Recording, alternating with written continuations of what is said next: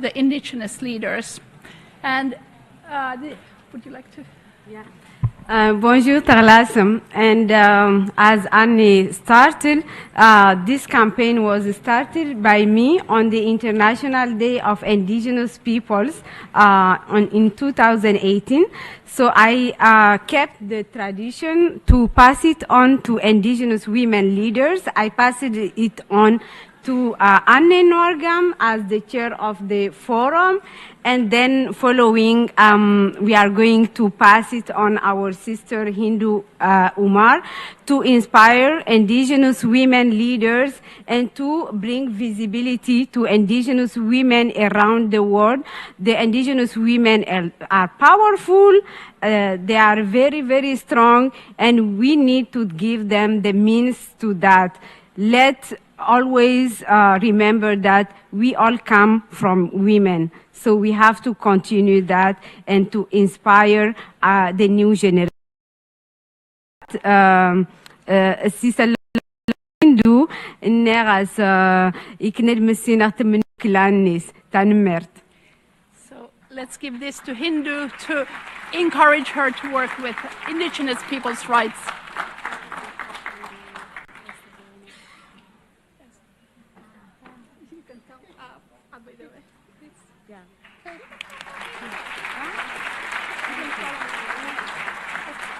And please,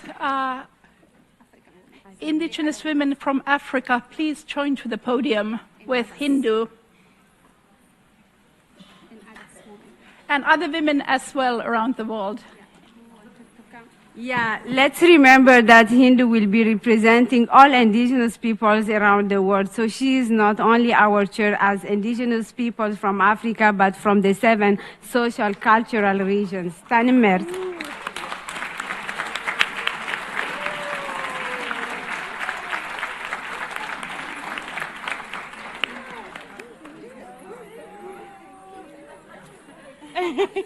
I'm taking pictures. You guys go. I see you. Laura, take a photo.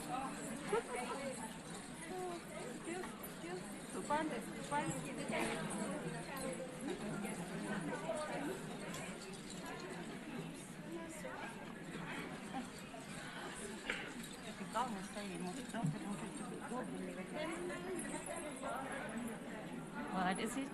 Photo session? Oh.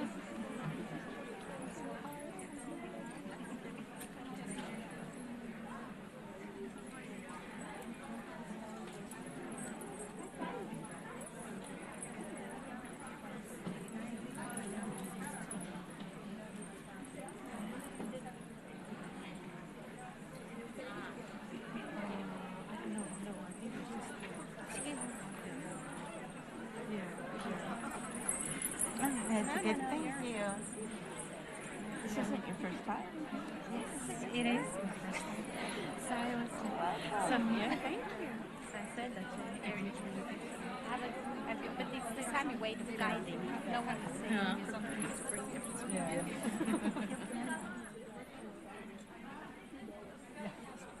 Squeezing. Oh, yeah.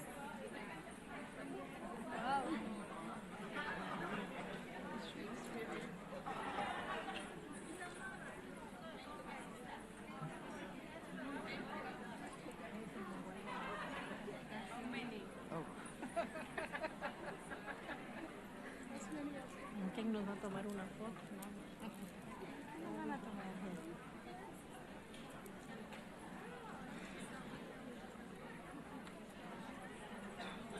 I like her. Yeah, I think she used to be in the Global Indigenous. Oh my God.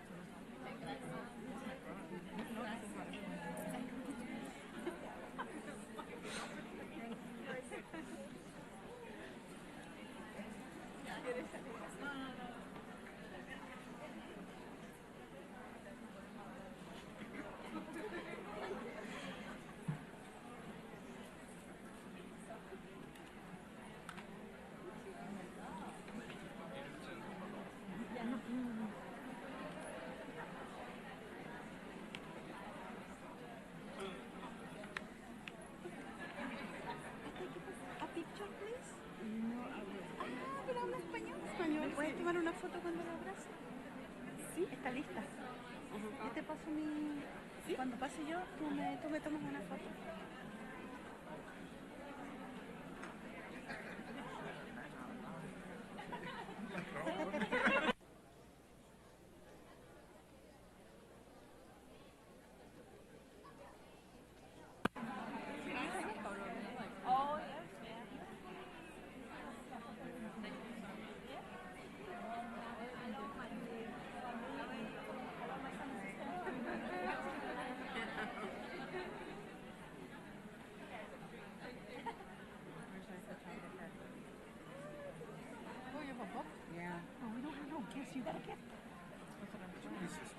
Yes, thank you.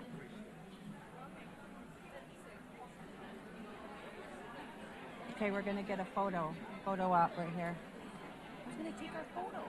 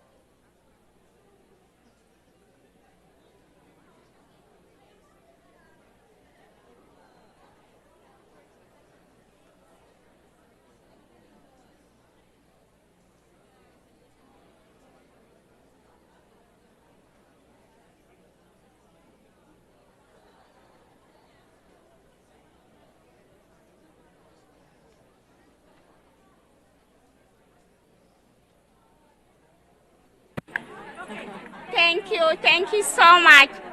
Thank you all my sisters. Okay.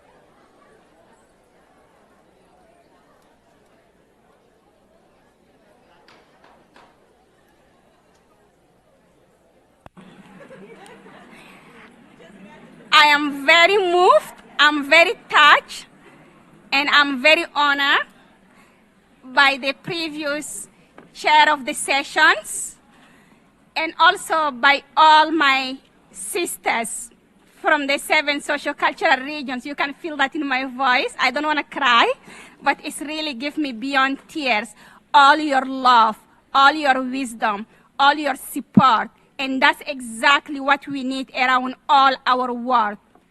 Our women are already caring what we want. Our women are already guiding what the world should know. And that love is beyond everything.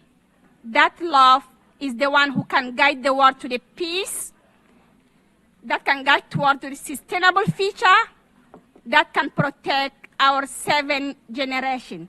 So I cannot thank you enough, all my sisters here and outside of this room.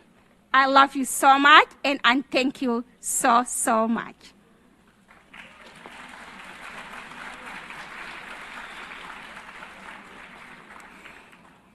Now we go to our UN business. We did our Indigenous and Human Face. So the second meeting of the 23rd session of the Permanent Forum on Indigenous Issues is called to order. Distinguished member of the forum, distinguished observer and friend, ladies and gentlemen, and excellencies, I am delighted to note that this session of the forum, as in the previous session, has drawn quite a large number of participants, including representatives from indigenous peoples' organizations.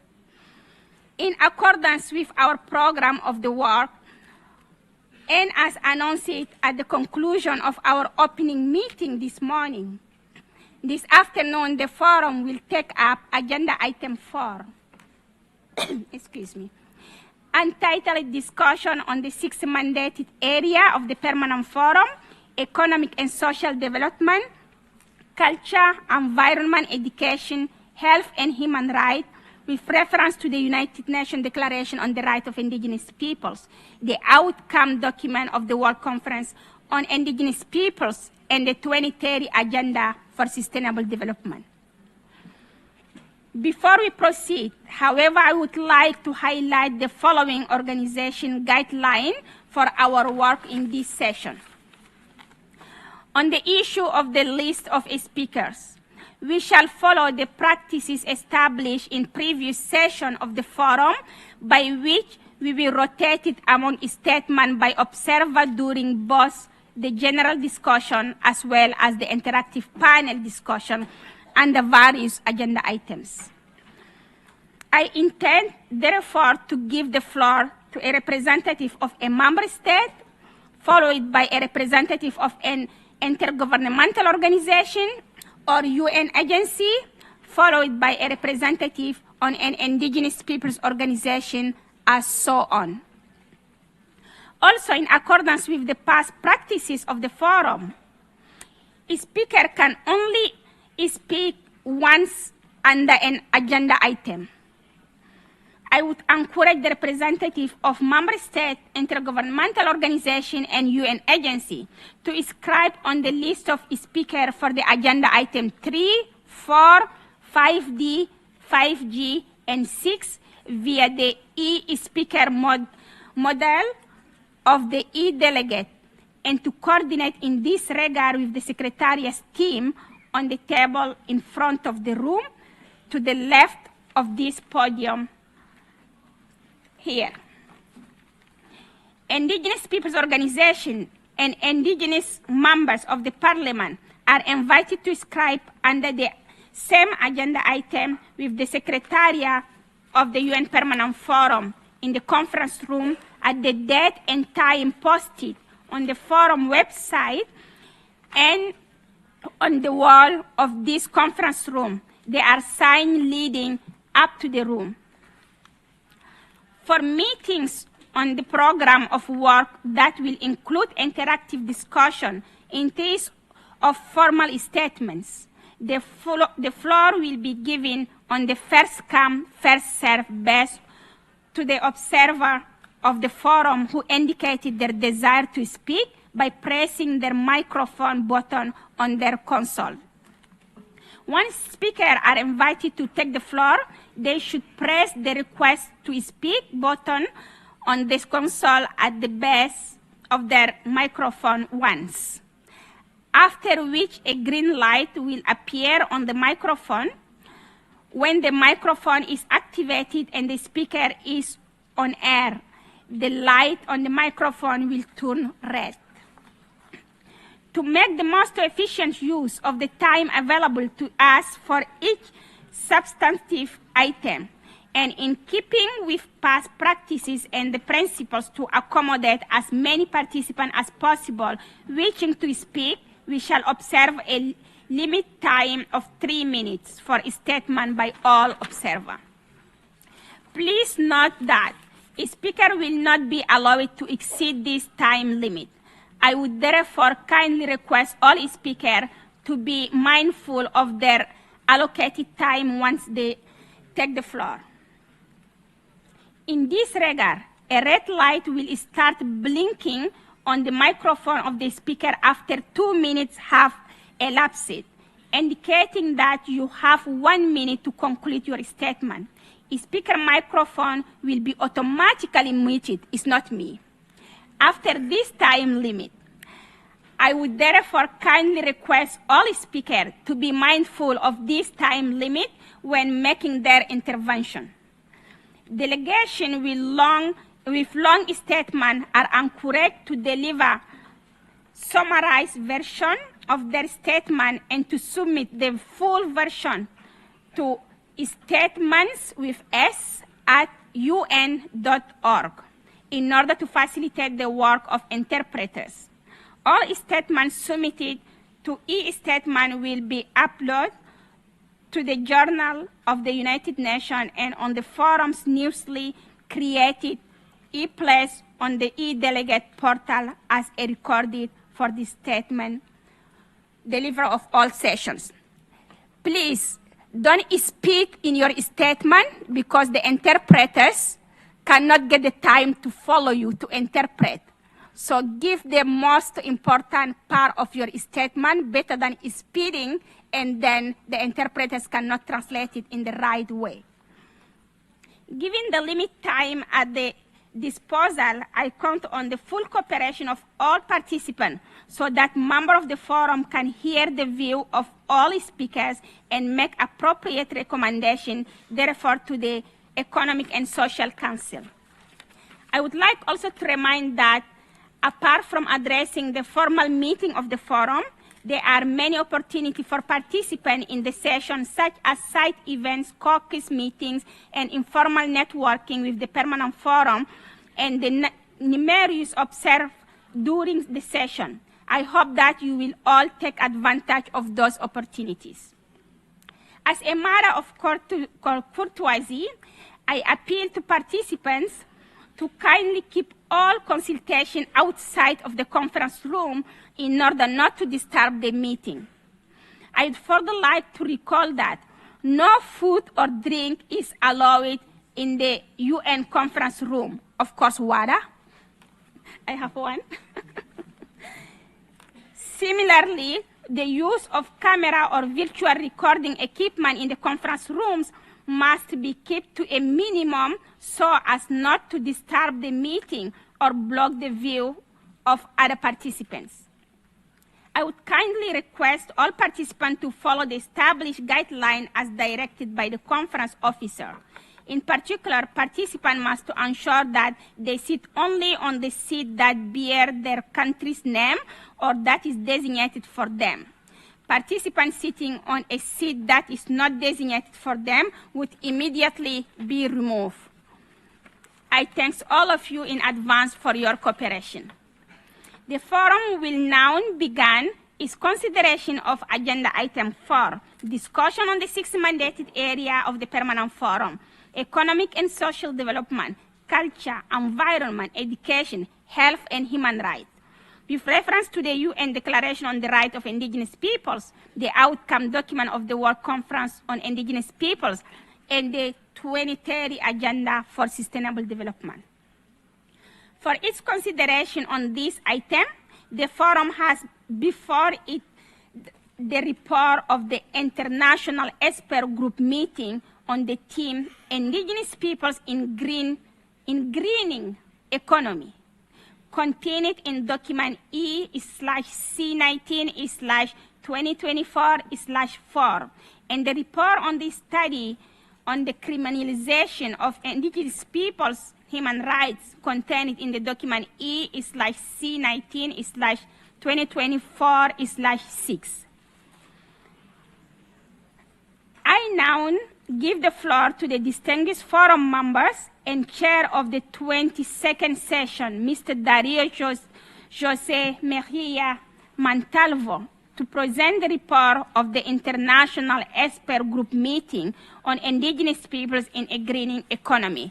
And I would like really to thank all the peoples and experts that participated in this expert meeting. Dario, you have the floor. Muchas gracias, señora presidenta. Thank you very much, Madam Chair. Given that this is the first time that I take the floor in this session, following this morning's work, allow me to greet you and congratulate you all on your appointments to the chair of this session or to other posts in relation to the session. I wish you every success. This is an opportunity to renew our commitment to continuing with efforts, and we can renew our commitment to even step up the impetus that we've seen to date. Regarding the report of the International Experts Group, the meeting of the group was held between the 23rd and the 25th of January 2024 in the University of Boulder in Colorado, USA. That meeting saw the participation of the Faculty of Law, the Indigenous Law Program, and the Center for Indigenous Studies in America also attended the meeting. Indigenous and non-Indigenous experts attended, as did delegates and representatives of Indigenous organizations, people from the academic world, civil society, and people from several organizations throughout the world.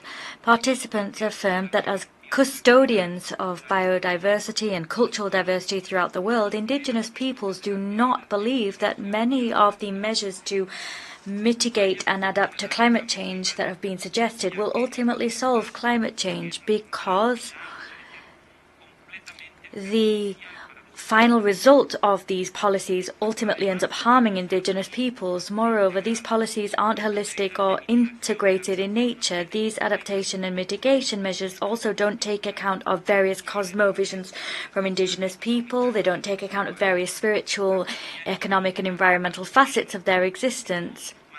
The indigenous economy does not seek profit, but rather seeks to maintain a balanced relationship between human beings and Mother Earth, and that's not taken into account with adaptation and mitigation measures. Participants lamented that the transition towards a green economy kept starting from the same extractivist-based logic that prioritizes the private sector and which is guided by national economic interests of multinationals, and which ignores the fights of Indigenous people, the fight against climate change, and the fight against poverty.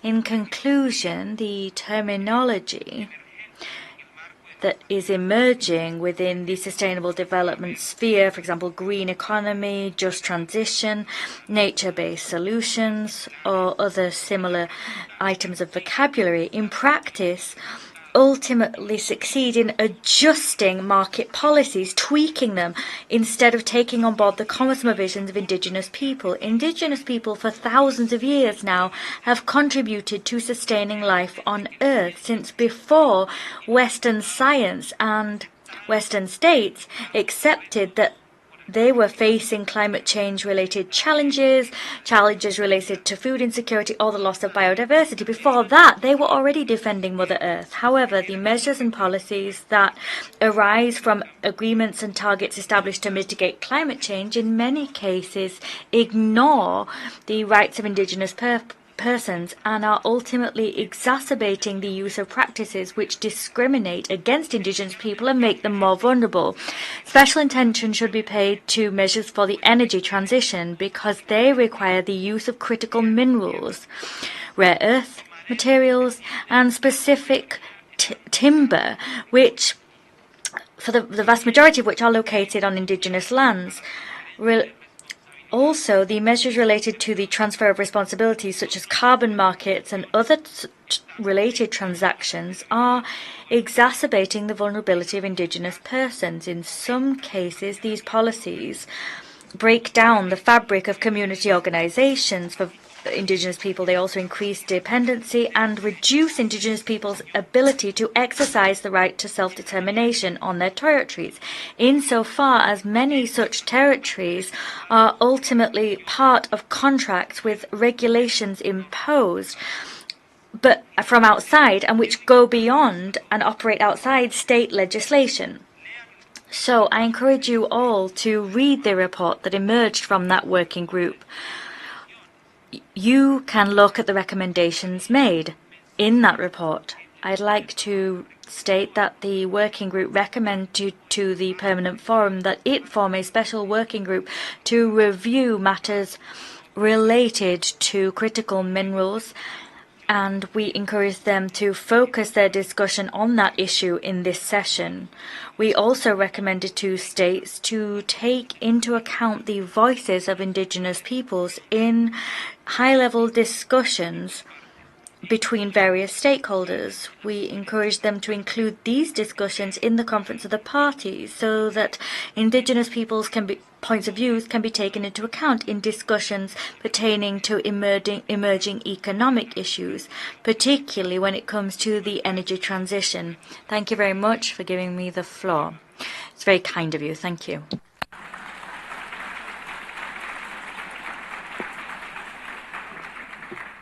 I thank Ms. Mojia Montalvo for reading the report. Next, I give the floor to the distinguished forum members, Ms. Nau E. Min and Mr. Rodriguez Eduardo Payalev Monar, to present the report on the study on the criminalization of indigenous peoples' human rights. Thank you. Good day to all. During the last section, my colleague Mr. Ridiego and I were asked to conduct a study focused on criminalization of indigenous people and their rights. In doing so, we look at many sources, including the 2018 report by the former Special Reporter on the Rights of Indigenous People, Ms. Victoria Talikupos, highlighting that the issue of criminalization of indigenous people is a global crisis. Our report concurs with this conclusion for various reasons, some of which I will mention today. I also note that the report could not deal with many issues in detail due to what limit, and that many of these require separate and detailed information. I note also that the Special Reporter on Contemporary Form of Racism concluded in 2019 that racial criminalization of indigenous people is now a commonplace strategy to suppress and eliminate opposition to extractive industry project. This is important to consider as the world moves transition away from fossil fuel and requires substantial amount of certain minerals, many of which are located on or near indigenous people territories. The forum itself also received numerous complaints about criminalization at our annual section.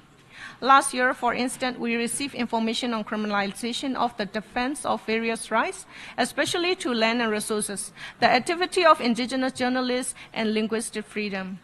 With respect to the latter, the forum explained that criminalization jeopardizes the preservation of indigenous languages and customs and the integrity of indigenous people, culture, and tradition. It is for these and other reasons that the Permanent Forum decided that it is very important to study this phenomenon. We also decided that it was important to make recommendation to the UN system for urgent and coordinated action to eliminate and remedy the gross violation of human rights that accompany criminalization of indigenous people. We thank Indigenous People Rights International for its support to research the many issues covered by our report. Our report also considered that the recommendation made by Special Reporter Talikupos in her 2018 report remain valid and form a strong basis and framework for action that we hope the UN system, the member state, and indigenous people will all take in the spirit of mutual respect and cooperation. What is criminalization for indigenous people? It is perhaps better to say criminalization of the exercise of indigenous people rights. As our report explained, this can be broken down into two main categories. The first and largest category is linked to inadequate recognition of rights in domestic law or conflicting rights under different legislative regimes. For instance, where rights to land, territory, and resources are not recognized or are partially protected, this makes them available to be granted to third parties, such as corporations, or subject to competing land use designations that often do not respect indigenous people rights, such as protected area, climate mitigation measure, or infrastructure project. When indigenous continue to occupy or use this area, criminal sanctions are often applied. Many indigenous persons languish in prison because of this. This is also common in law that claim to protect wildlife or biodiversity more generally. In other cases, traditional cultural practices have been criminalized. For example, in one country, eating buffalo, an important part of indigenous people traditional culture ceremony, yet killing buffalo has been made illegal and a number of indigenous persons have been sentenced to up to 12 years in prison for doing so. Correcting this situation requires reform of national law as well as addressing deep-seated prejudice against indigenous people culture and religions or spiritual practices, including within the judicial system. The second category is the one many people associate with the term criminalization. It concerns the misuse of criminal law by state and non-state actors in order to make the legitimate work of indigenous rights defender crimes and subject to sanction under criminal law. For example, this can occur when indigenous people oppose government and private sector projects on their land, such as mine, wind farm, or pipelines. It's aimed to stop or punish attempt to assert and defend indigenous people rights or their protest action about perceived violation of those rights. This includes the illegitimate use of national security, anti-terrorism, and sedition law against indigenous leaders. Criminal defamation law have also been misused in Latin America and Southeast Asia to persecute indigenous human rights defenders. In this respect, it is important to understand that indigenous leaders are targeted as a strategy to suppress and silence the entire community. Therefore, many of these violations have effect on both individual and their community and collective rights as well as individual rights. According to Indigenous People Rights International, despite being 6% of the global population, indigenous people rights defenders suffer nearly 20% of attacks between 2015 and 2022, and a significant percentage of these were judicial harassment in the context of private sector operation. In 2021 alone, of the 200 land and environmental defenders killed worldwide, more than 40% were indigenous persons. In one country, of the 611 environmental defenders assassinated between 2016 and 2021, 332 of them were indigenous. These are horrifying statistics that should compel urgent international scrutiny and action. Our report observed that this situation may get significant worse. Why? In part because various studies show that industrial development could threaten over 60% of indigenous land in the next 10 years. For example, a survey of 5,000 existing transition mineral projects found that 54% are located on or near indigenous people land, and the number is considerably higher for unmined deposits. Numerous so-called clean energy projects and climate adaptation and mitigation projects also affect indigenous people territory, and some of these do not take indigenous people rights into account for various reasons, leading also in some instances to criminalization. Also, international targets aim to expand protected area substantially by 2030, much of which will affect indigenous people, considering that 80% of the world biodiversity is in our territory. The Kunming-Montreal Global Biodiversity Framework require that implementation of these targets must ensure respect for indigenous people rights. This will require considerable legal reform, including repeal of international law and policy that violate indigenous people rights, including with respect to criminal sanctions that are often imposed on connection with protected area. So far, almost all of the international financing is being directed toward protected area expansion, and almost none is devoted to securing indigenous people rights, particularly to land, territory, and resources. Our report explained that some of the UN and regional human rights mechanisms, the treaty body, and special procedure especially have developed important study concerning criminalization, as has the Inter-American Court of Human Rights. However, we consider that more coordinated and systematic attention is required. We would hope, for instance, that the UN Committee Against Torture will continue and increase its attention to this issue, including as they relate to forced eviction of indigenous people due to the application of criminal trespass law. We also recommended that the Working Group on Business and Human Rights conduct a specific study on criminalization in the context of business operation, as this is a major problem.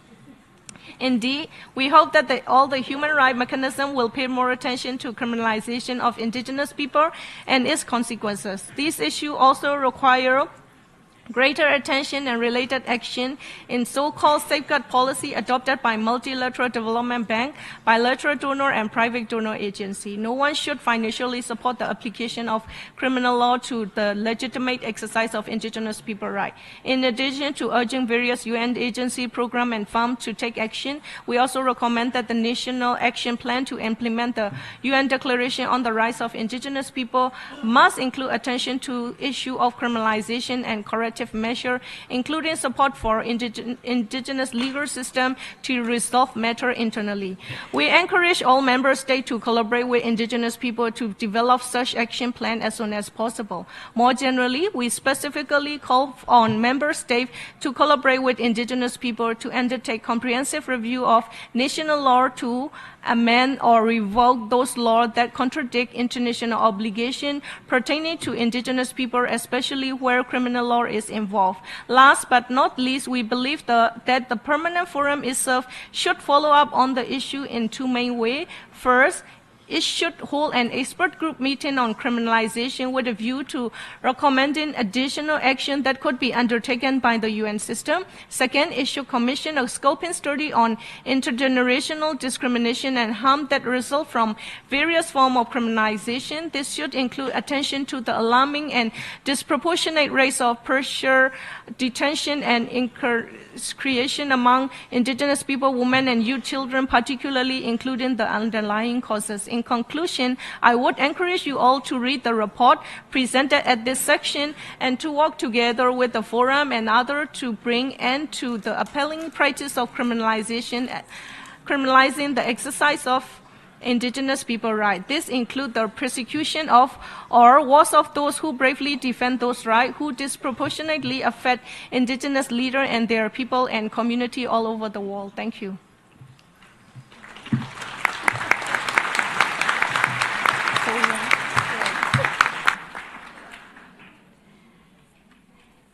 Thank you, EE. We know that we have to be also conscious as members to give chance to others to speak. So, Rodrigo, may I give you 1 minute, please, if you allow it with consensus? Thank you so much. It is the same report. Gracias, señora Presidenta. Thank you, Madam Chair. I'm grateful for EE's presentation. Thank you. It was very interesting. I just want to underscore two things as briefly as I possibly can. I want to, first of all, emphasize the concept of criminalization. There is no concept of criminalization in international law, so we've defined criminalization using certain elements that appear in the report from the Special Rapporteur. The definition is the application or unjustified use of law and the use of criminal process by the state or non-state actors. One, in connection with the exercise of rights by indigenous people, individually and collectively. And two, in cases where the states, as a consequence of its act, or state authors try to hinder, repress, or punish indigenous people from reporting or protesting in such a way as to enjoy their rights, either nationally or internationally. This can also be the subject of non-criminal law and can occur in non-criminal or civil law when the effects of the state's actions are comparable. The UNDRIP not only refers to criminalization, does not refer to criminalization, but it does refer to discrimination in Articles 1 and 2, and we draw on those articles, and did do, to prepare that report. Human rights also mean that our brothers and sisters cannot be prisoners or punished or detained for defending their rights to earth, their territory and natural resources contained therein, or for defending our right to self-determination, or for demanding consent when government initiatives or business interests are being negotiated. States need to, in their laws, pillars and publices, they need to state the fact that the state cannot abusively use its power, and in using its power, it must bear in mind international human rights standards. This brings me to my conclusion. These opinions are not our own. We've referred to at least 20 bibliographical entries, and we've also referred to the Special Rapporteur's reports and documents, rulings from the Inter-American Court on Human Rights. We encourage you to read our report and look into the sources that we've used, because they all back up what we're saying. Unfortunately, cases of criminalization are myriad, and it hasn't been difficult for us to find cases of criminalization. You can see that in our report.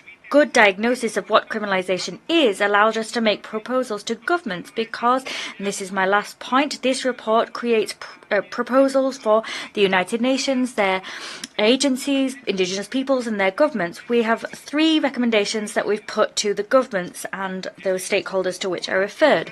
1, comprehensive reviews of national laws so that laws can be adopted to guarantee the respect of due process and effective recourse to law, and laws that wrongly criminalize indigenous people must be eradicated.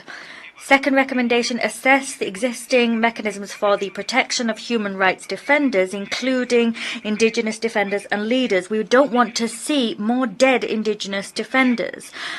And our other recommendation is supporting indigenous governance systems. Thank you, Madam Chair. Thank you so much, EE and Mr. Rodriguez, for presenting the study on the criminalization and indigenous peoples on human rights. You can find the full report in the website of the UN Permanent Forum to better understand what they are saying. Distinguished delegate and colleague, now let's begin our general discussion on this agenda item. So before that, please raise your hand when I call it on you, so then the technician can see you to turn on your microphone. And please be reminded, you can speak for 3 minutes. If it's exceeded, it's not me, but it will automatically be cut. Now I would like to inform all delegates that the inscription on the list of the speaker is closed for the agenda item 4. But we are not going to finish it today. If you didn't hear your name, so the agenda item 4 will continue on the Friday, and we will be taking the list that you already put your name on it. I now give the floor to the distinguished representative of Sweden on behalf of the Nordic countries. Thank you, Madam Chair. I have the honor to deliver this statement on behalf of Finland, Iceland, Norway, Denmark, together with Greenland, and my own country, Sweden. Let me reiterate our firm commitment to the rights of all indigenous peoples as stipulated in the UN Declaration on the Rights of Indigenous Peoples. The participation of indigenous peoples in all matters that affect them must be full, meaningful, and effective, not least in our shared global mission to achieve the goals of the 2030 Agenda for Sustainable Development and the Paris Agreement. Young persons belonging to indigenous peoples continue to play a key role in shaping these processes and experience firsthand many of the issues they seek to address. Indigenous knowledge is deeply rooted in the cultures and practices of indigenous peoples and is therefore essential for sustainable development and can help solve many of our common challenges. It is crucial that indigenous peoples, including youth and women, are continuously engaged in decision-making. To strengthen the participation and collaboration with the indigenous Sami people, laws on consultations are now in force in Finland, Norway, and Sweden. We are confident that these laws will ensure that Sami interests and self-determination are strengthened and continue to increase fulfillment of indigenous peoples' rights in the Nordic countries. Throughout history, indigenous peoples all around the world have been and continue to be subjected to violations and abuse, racism, and discrimination. It is our duty to listen, learn, and act to prevent such phenomena. We are dedicated to the missions of the ongoing Truth Commissions for the Indigenous Sami people to spread knowledge on past abuses and to promote long-term reconciliation in our Nordic countries. We share a deep concern about continued attacks and acts of violence globally against indigenous peoples and against indigenous human rights defenders. We strongly condemn all forms of violence, harassment, reprisals, and intimidation, online and offline, and remain committed to holding perpetrators accountable. Combating all forms of racism and discrimination against indigenous peoples is paramount to ensure full and equal rights for all. New generations encounter new challenges, but also bring new perspectives that are critical for the promotion and protection of human rights. Our governments commend the work done by the indigenous youth movement and emphasize that all states should ensure a safe space for all indigenous peoples' representatives.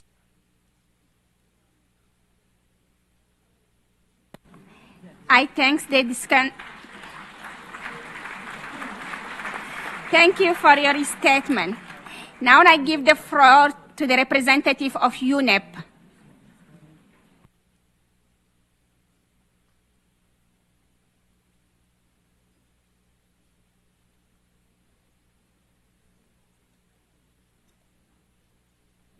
United Nations Environment Program.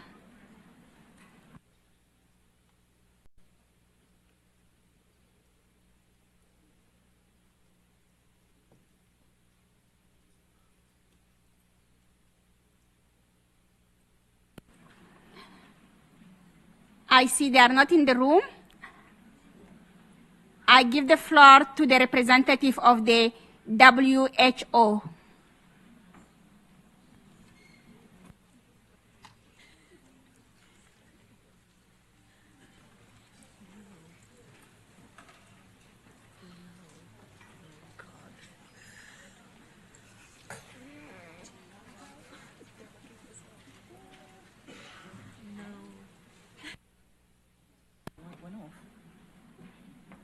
WHO, your mic went.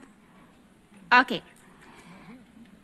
I now give the floor to Fund for the Development of the. No, sorry. Who is that? Who else from the UN agencies? UNESCO. I now give the floor to the representative of UNESCO.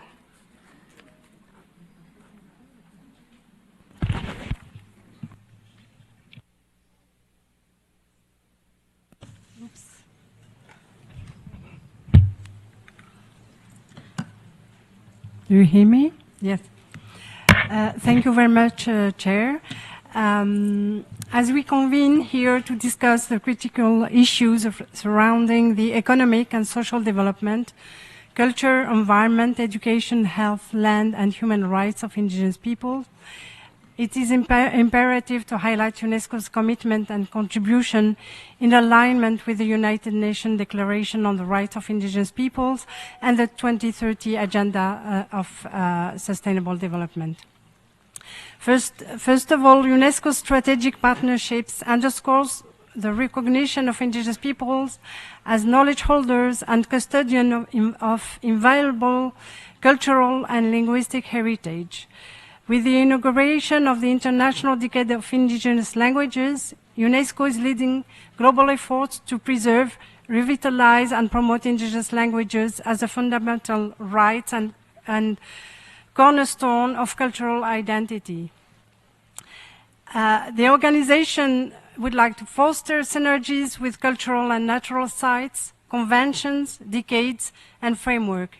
It operates within global normative mechanisms related to biodiversity, ecosystems, climate change, ocean and water, among others. One of its main functions is dedicated to supporting indigenous people to engage with policymakers and cooperate with scientists to generate innovative problem-solving approaches based on the best available knowledge of both groups of knowledge holders and scientific experts, including in the framework of best assessments and best national ecosystem assessments. So UNESCO has a dedicated policy on engaging with indigenous peoples, which was developed in 2017, and it's being now integrated in a more effective programming and reporting. And we heard now the report on discrimination against indigenous peoples' culture, and we acknowledge this report and would like to say that UNESCO supports indigenous peoples in World Heritage sites and is really save no efforts to combat discrimination against indigenous peoples, as called in the roadmap against racism and discrimination in the framework of the policies and programs developed by member states of the International Coalition of Inclusive and Sustainable Cities. The annual UNESCO Global Forum Against Racism and Discrimination.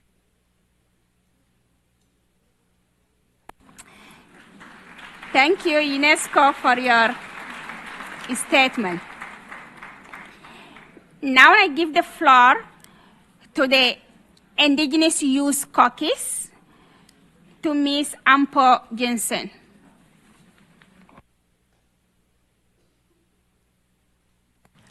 Thank you, Thank you, Ms. Chair.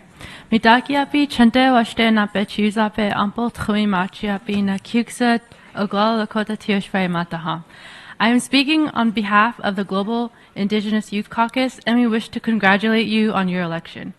We, the Indigenous youth from the 7 regions of the world, express our gratitude to our elders for their conviction in protecting land rights and cultural preservation through generations of activism and advocacy. We, as youth, recognize the importance of accessing ancestral homelands and uplift the vital role of traditional knowledge transfer as it pertains to the protections of lands, waters, and addressing the climate crisis globally. The neglect of cultural heritage, protections, and the forced removal of indigenous children from their families and lands across the globe reflects a broad pattern of disregard for UNDRIP. However, mining interests in government policies threaten these rights, leading to displacement, loss of life, denial of burial and ceremonial rights, and disruption of generational knowledge transfer. Across the globe, the lack of indigenous representation and education rooted in indigenous perspectives perpetuates ignorance and hinders indigenous self-determination.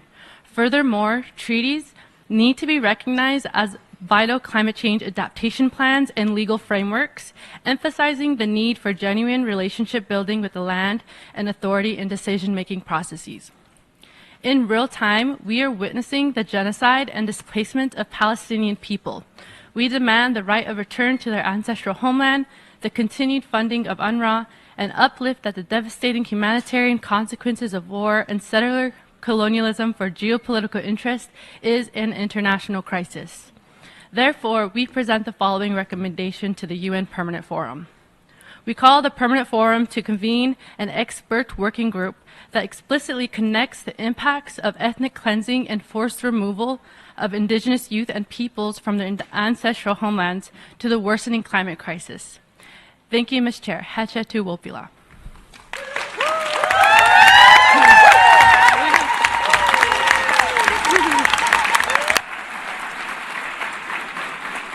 Thank you.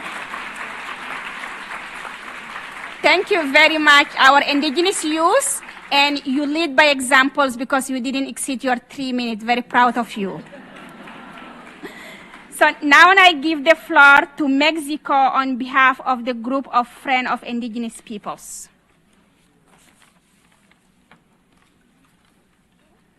But don't use their names, use their organization. Okay, so we have to use organization, not names. Okay, so may I? I don't know why they've put the names down here, actually. I don't know. So here we have to put the... Thank you, Madam Chair. I make this statement on behalf of the group of Friends of Indigenous Peoples a multi-regional group of 22 countries. Such peoples play an important role in the economy and have much to contribute to sustainable development. While indigenous peoples account for only 5% of the world's population, they manage over 20% of the Earth's surface, which holds 80% of the world's biodiversity.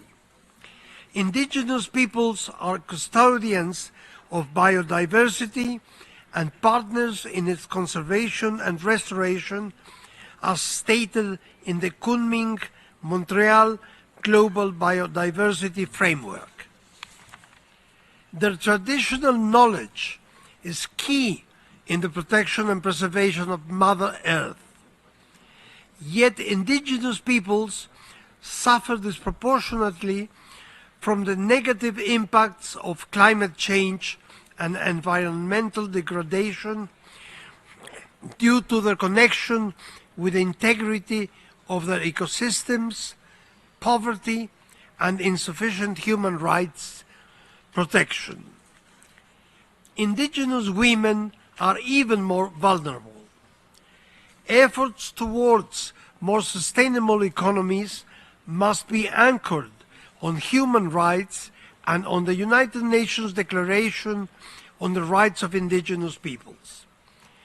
The Group of Friends acknowledges the 2030 Agenda for Sustainable Development as the agreed path to achieve a better, healthier, and more equitable and sustainable future for all.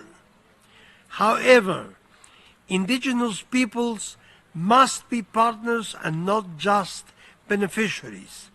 Their voices must be heard. The unique vulnerabilities and rights of indigenous peoples, as recognized in the United Nations Declaration, as well as the critical role they play in developing solutions to protect, manage, and conserve the environment, must be recognized.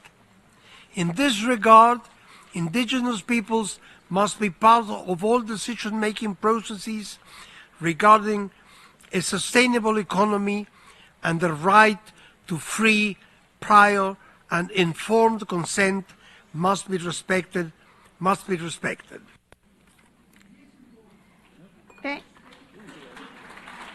Thank you so much. Thank you, Mexico, for your statement. Now I give the floor to Rochen. Play it forward. Asia.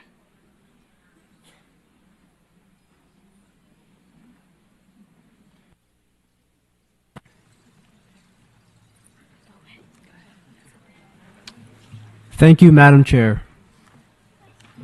Esteemed panel and fellow Indigenous representatives, my name is Rome Thalp, and I'm delivering a joint statement with Ro Chun Pay It Forward with the Chin Youth Organization of North America.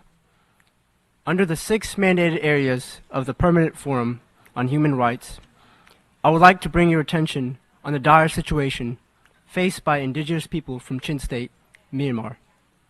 These indigenous communities are confronted with severe human rights violations, including the lack of formal refugee registration, denying them recognition and protection as refugees, and depriving them of access to essential services, notably education for children. The recent coup in Myanmar has exacerbated an already fragile situation for indigenous peoples, particularly those from Chin State. The military's actions have led to increased violence, arbitrary arrest, and widespread fear among indigenous communities. As a result, many have been forced to flee their homes in search of safety and refuge in neighboring countries like India. The lack of official recognition as refugees leaves them vulnerable to exploitation, discrimination, and further violation of their rights. Without legal protection, these indigenous people are at risk of being subjected to abuse and mistreatment by authorities and non-state actors alike. Immediate action must be taken to address these human rights violations. The government of India, in collaboration with the international organizations such as the UNHCR, must ensure that refugees from Myanmar are provided with the necessary support and protection. This includes facilitating their access to education, healthcare, and legal assistance, and ensuring their rights as refugees are respected and upheld. Additionally, efforts should be made to address the root causes of the crisis in Myanmar, including the restoration of democracy and the protection of indigenous rights. The international community must stand in solidarity with the indigenous people in Myanmar and support their aspiration for peace, justice, and self-determination.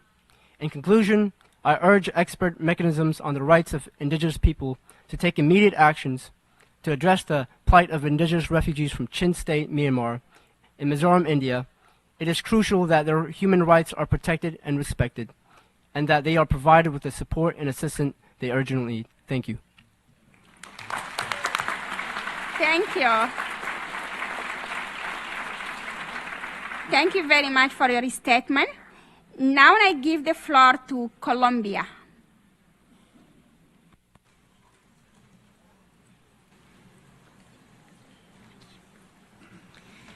Presidenta.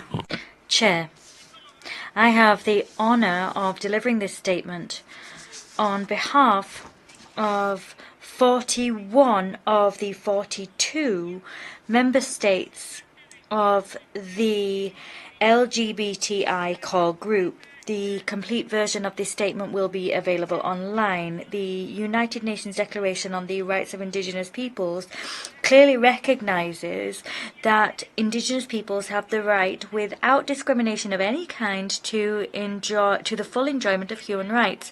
However, empirical evidence suggests that Indigenous LGBTI persons are disproportionately affected by all forms of violence, including sexual and gender-based violence, stigma, and multiple and intersecting forms of discrimination.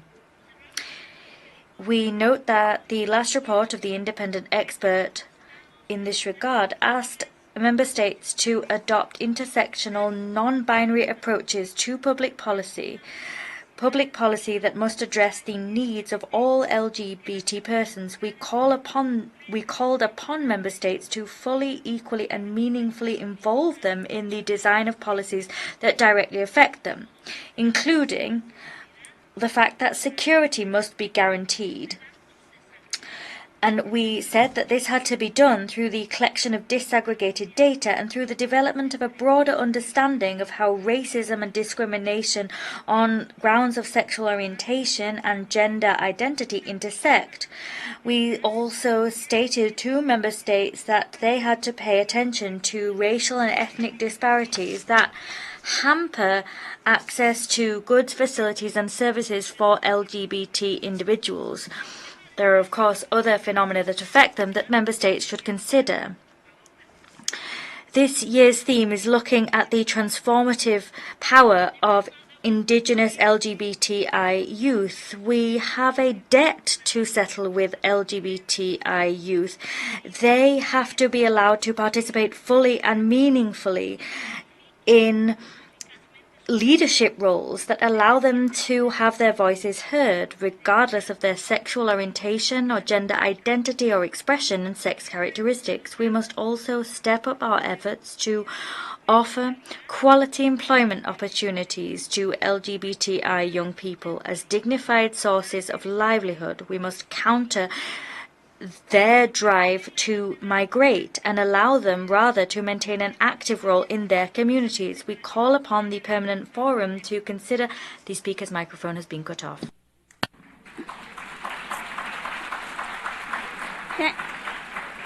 Thank you very much, Colombia, for your statement. Now I give the floor to the representative of the FILAC.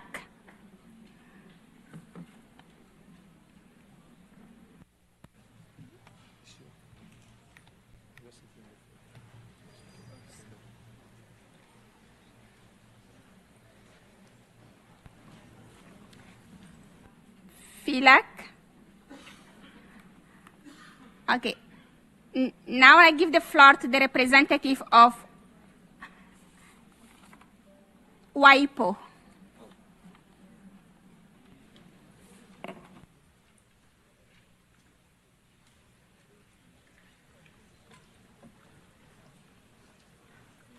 Ms. Madam Chair, honorable members of the Forum, distinguished delegates, and representatives of indigenous organizations. It is my honor to speak on behalf of the Secretariat of the World Intellectual Property Organization. My name is Sara Fuentes. I am a proud member of the Quichua Otavalo in Ecuador and the WIPO Indigenous Fellow.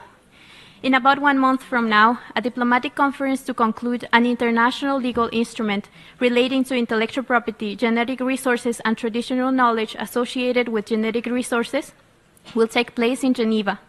This milestone event is the result of years of negotiations at WIPO. To summarize, the envisaged instrument would aim to enhance the efficacy, transparency, and quality of the patent system and prevent patents from being granted erroneously for inventions that are not novel or inventive with regard to genetic resources and traditional knowledge associated with genetic resources. It would do so by establishing a mandatory patent disclosure requirement that would require patent applicants to disclose inter alia the indigenous peoples providing traditional knowledge associated with genetic resources whenever claimed inventions are materially directly based on such associated traditional knowledge. WIPO has taken noteworthy measures to ensure the effective participation of indigenous peoples in the diplomatic conference. In short, the 2023 assemblies of WIPO agreed that WIPO provide adequate funding to facilitate such participation and allowed that the budget allocated to the diplomatic conference be used in case of insufficient resources in the WIPO Voluntary Fund. As a result of the allocation process that followed the rules of the fund, 11 representatives of indigenous peoples will be benefiting from funding in support of their participation. Following an application process and a selection in which representatives of indigenous peoples participated, specific support by the WIPO Secretariat is being provided through the organization of a series of meetings of the Indigenous Caucus prior to and during the diplomatic conference.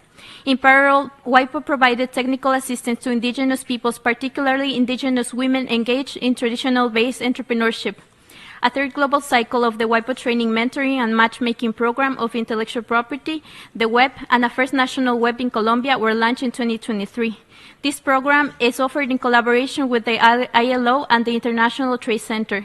For the first time, funding has been provided to further support indigenous community enterprises with the support of the funds in Trust Japan Industrial Property Global. For instance, women like Milena and Ruby, two indigenous women, will receive support to acquire equipment, enabling them to enhance quality and reduce cost of their process. Thank you so much for your attention. Thank you very much, WIPO, for your statement. Now I give the floor to Youth with a Mission. Dear Chairperson, honored guests, and members of the Parliament Permanent Forum, we want to congratulate our newly appointed Chair Lady Ms. Hindu from our region. I am honored to represent the Indigenous Peoples Network of Southern Africa that represent the Khmer and San Indigenous people of Southern Africa with focus on the missing youth voices of San and Khmer people. We are the custodians of ancient knowledge and stewards of our land. As we gather to discuss the crucial theme of enhancing indigenous people's right to self-determination within the framework of the UN Declaration on the Rights of Indigenous People with a focus on the voice of indigenous youth, especially our women, I bring forth our perspective on key areas. Firstly, economic and social development initiatives in our regions must prioritize the empowerment and inclusion of indigenous youth. We urge member states and relevant stakeholders to engage with us directly, ensuring that our voices are heard and our needs are addressed in all development plans and programs with due respect for our free prior informed consent. Secondly, our cultural heritage is under threat from forces of modernization and globalization. It is imperative that measures be taken to safeguard and promote our traditional practices, language, and knowledge systems. Thirdly, environmental conservation efforts must recognize the integral role of indigenous people as stewards of the land, as well as integrate their indigenous knowledge systems in conservation policies. Our traditional ecological knowledge is invaluable in mitigating the impacts of climate change and promoting sustainable resource management practices. Member states must respect our rights to land, territories, and natural resources, ensuring our full participation in environmental decision-making processes. Hunting rights and tourism needs to be highly regarded and utilized as it provides income and creates jobs for indigenous communities. We call for culturally relevant education that incorporates indigenous perspectives and promotes respect for our identity and heritage so as to foster self-determination. Member states must prioritize indigenous health by ensuring access to cultural appropriate healthcare services, addressing the underlying social determinants of health. We need to construct a prescriptive and practical self-determination policy and resource rights framework where the participation of the indigenous youth is a precondition. We as the Indigenous People Network of Southern Africa would like to make the following recommendations. Specific and specialized funding should be made accessible for indigenous youth. We as Southern African indigenous people continue to struggle for our constitutional recognition as peoples with a culture, our own languages and lands. In conclusion, I call upon this as a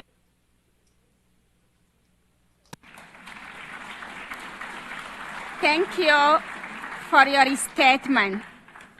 I now call on United States. Guwatsi helpa duhinume etzakiwitsa shuimi hanu. Hello, esteemed colleagues, leaders, and friends. I'm Deb Holland, Secretary of the United States Department of the Interior and proud citizen of the Pueblo of Laguna in the state of New Mexico. I'm honored to be here with you on Lenape-Hoking ancestral lands. As the first Indigenous Cabinet Secretary, it is my honor to help uphold the United States government-to-government relationships with our 574 sovereign tribal nations. I'm proud to represent the United States and reaffirm our support for the United Nations Declaration on the Rights of Indigenous People. The United States appreciates the annual report of the Permanent Forum and its calls for states to promote indigenous rights. Progress under this administration pursues our commitment to ensure that tribal nations are heard and seen. Critical to addressing the climate and biodiversity crises is using indigenous knowledge that has been passed down over millennia. Indigenous knowledge is science, and we empower its use. Our administration has signed over 200 co-stewardship agreements with tribes, Alaska Native corporations, and consortiums. Shared management and decision-making over federal lands must drive our efforts to protect ancestral homelands. Our entire world benefits when indigenous peoples have decision-making over their ancestral homelands. We are guiding billions of dollars through President Biden's Investing in America agenda for tribal climate resilience and mitigation, improving water quality and repairing aging and critical infrastructure. Importantly, we are elevating the role that indigenous youth play in implementing these initiatives.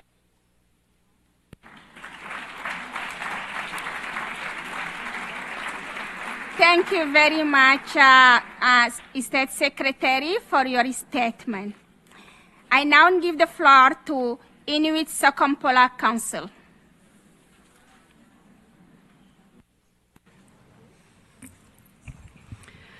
Thank you, Madam Chair. My name is Katrine Bulker. I'm speaking on behalf of the Inuit Circumpolar Council. Last year, ICC was awarded a prestigious UN Development Program Equator Prize. We, the Inuit people, are the original inhabitants and caretakers of vast regions spanning Alaska, Canada, Greenland, and Chukotka in Russia that we all call Inuit Nunat. In one area in this region is called Bigela Soswa, which is a polynia that produces rich biodiversity, is of great significance to us as it provides opportunities for hunting, fishing, and harvesting, and facilitates the movement of our people. For generations, we have worked to protect this area, and as the ICC, the only international organization led by Inuit, we aim to set a new precedent by creating the first bilateral indigenous-led protected area and management regime. An ICC-led commission on the Biodiversity issued 3 recommendations for our governments, including ensuring Inuit-led management of this region while upholding our indigenous rights to continue hunting and living from the resources. That Inuit-led management be supported from states. That states support indigenous-led management and conservation initiatives and strategies. And we reiterate the importance of supporting for indigenous-led management regimes that are crossing state borders. We call on states to work equitably and ethically with indigenous peoples to ensure holistic and indigenous rights-based approaches to management of nature. ICC winning the Equator Prize for Biodiversity is a good example of support for cross-border initiatives led by indigenous peoples, and we want to thank the UN Development Program for that. Last fall, the governments of Greenland and Canada signed a letter of intent on cooperation on Biodiversity. We applaud Greenland and Canada for this important step and will continue to ensure that all efforts are done with and for the rights holders of the area. The objectives of the letter of intent are to establish a joint Biodiversity steering committee to develop instruments and common foundations for management of the area, share relevant existing scientific information, including Inuit knowledge, as well as hunter and user knowledge for relevant government-based institutions. We see this initiative as a distinct Inuit-led initiative, and we look forward to implementing the recommendations that ICC brought forward in our Biodiversity Commission. Thank you.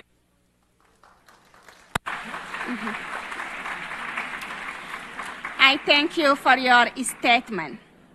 Now I give the floor to Vietnam.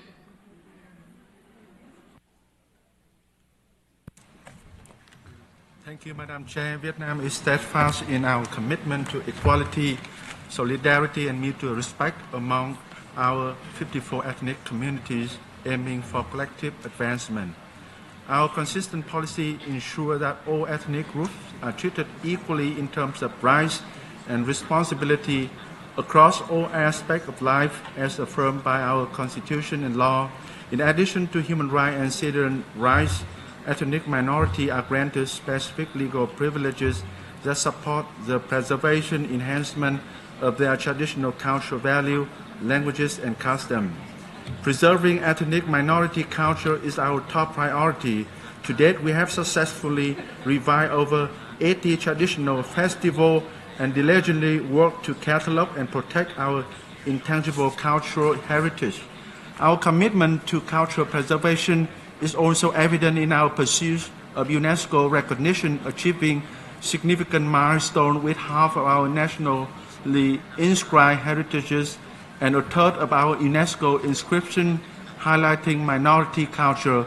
Additionally, 206 minority cultural sites have been designated as protected relics, with ongoing restoration projects that also contribute to local economic development through tourism.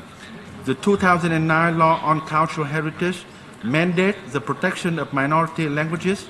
In line with this, Vietnam education strategy emphasizes the conservation of ethnic minority languages, both spoken and written. Official bilingual education program currently teach 6 minority languages in more than 700 schools spread across 22 provinces. Furthermore, experimental programs are in place for 9 additional minority languages across 16 provinces. Minority language preservation extends through cultural festivities, heritage classes, publication for minority children, and enriching grassroots library with bilingual material. Ethnic minority languages are also used in national and local radio, TV broadcasting. Moreover, the government has launched initiatives fostering minority economic development, recognizing its link to cultural preservation. Despite budget constraints, Vietnam prioritized National Target Program for Socio-Economic Development in Ethnic Minority Mountainous Area for 2021 and 2030 with total budget of about $5.6 billion. In conclusion, through comprehensive legal protections, education, cultural promotion, and economic empowerment.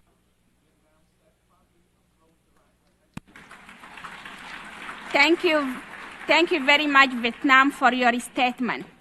I would like to ask my colleague, Hannah Msimakel, to have a statement. To all Indigenous youth here at this session of the Permanent Forum, I especially acknowledge the youth from my country, Australia, who led a community movement to reform our national constitution. Unfortunately, this proposed reform was defeated. Hence, our constitution denies any recognition of First Nations people and our rights under the UN Declaration. This is a setback in terms of having an Indigenous voice to Parliament. Sadly, our communities have been denied a voice, especially our youth. Last year, this forum heard of horrific violence against Aboriginal youth in the Dondale Detention Centre.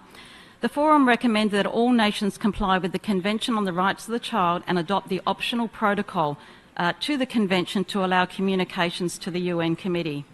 Australia was also advised to ensure respect for a decision of the WA Supreme Court that found conditions at Bangsha Hill Detention Centre were unlawful. Youth were being subjected to rolling shutdowns and extensive solitary confinement, contrary to law. To its shame, Australia has the highest rate of Indigenous youth incarceration, child removals and likely suicide rates in the world. Australia signed the Convention on the Rights of the Child in 1990, but refuses to sign the optional protocol and retains a reservation to Article 37, which concerns the right of children in detention. Australia incarcerates Indigenous children in horrific conditions in contravention of Article 37, which states that no child shall be subjected to torture or other cruel, inhumane or degrading treatment or punishment. In West Australia, the Casuarina Men's Maximum Security Prison now has a unit dedicated largely to Indigenous children and youth. The government was warned that this would put children's lives at risk, and late last year, 16-year-old Cleveland Dodd became the first death in custody. Over many hours, Cleveland begged for water and called out for help in distress, but was ignored by guards watching television. The coroner's court examining his death just recently said the conditions he experienced were unlivable, disgusting and inhumane, and noting extensive periods of confinement with youth locked up more than 20 hours a day in their cells. Across the country, hundreds of youth like Cleveland are incarcerated in cruel, harsh conditions without help to overcome poverty, violence, racism and trauma they're suffering in their lives. Many have undiagnosed disability without treatment. In Queensland too, youth have also died following incarceration and extensive solitary confinement. Prisons are dangerous and no place for children, and children should never be incarcerated in adult prisons. Prisons should only be a last resort. Prisons are putting young people's lives at risk. Most children and youth incarcerated were failed by the state, taken from their families by child protection systems that targeted and discriminated against Indigenous families for generations under assimilationist child welfare policies.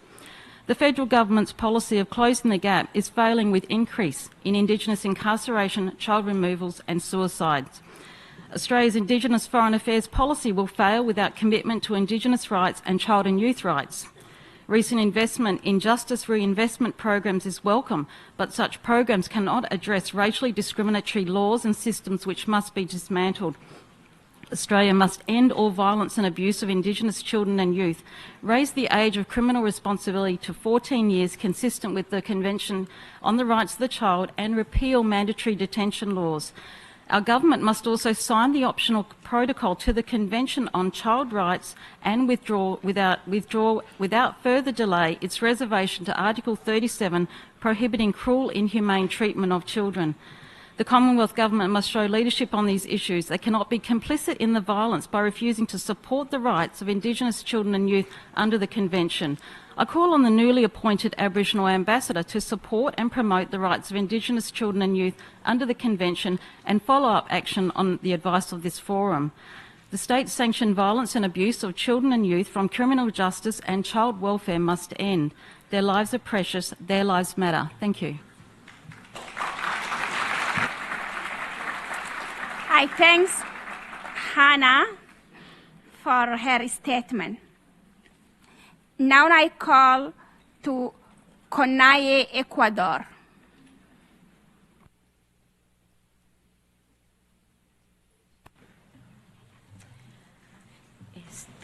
Hermanos y hermanas. Citizen brothers, my name is Ms. Isa Kama. I am the Vice President of the CONAI, Ecuador. Today, we are here to address a crucial issue which affects the exercise of our right to self-determination, mining projects whose minerals are related to the energy transition afoot. That is what I wish to discuss. In recent months in Ecuador, we have witnessed growing conflicts and violence as a result of strip mining and copper mining and extractivist projects. Copper is considered a critical mineral.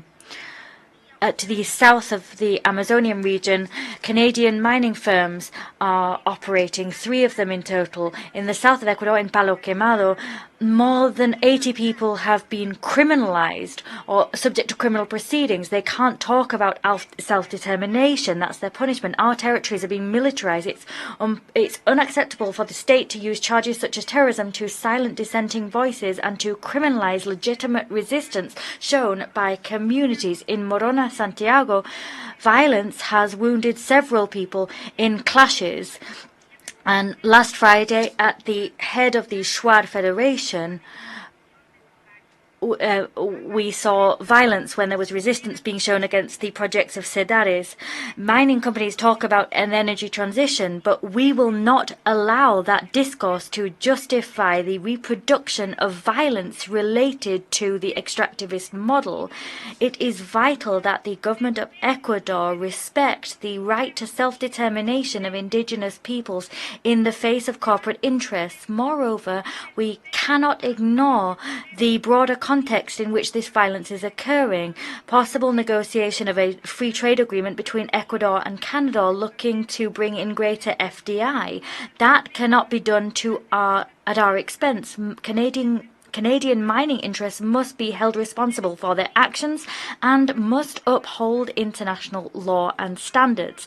I urge the Forum and United Nations Organization to establish reports fleshing out standards for accountability when it comes to extractivist projects. These businesses that operate on our territories must uphold these standards. We will not allow the discourse of an energy transition to be instrumentalized to justify pillaging and repression. It is the time to put an end to corporate impunity and guarantee a just and sustainable future for all of us. Thank you. Thank you. Thank you for your statement. Please, when you read very fast, the interpreters cannot follow you.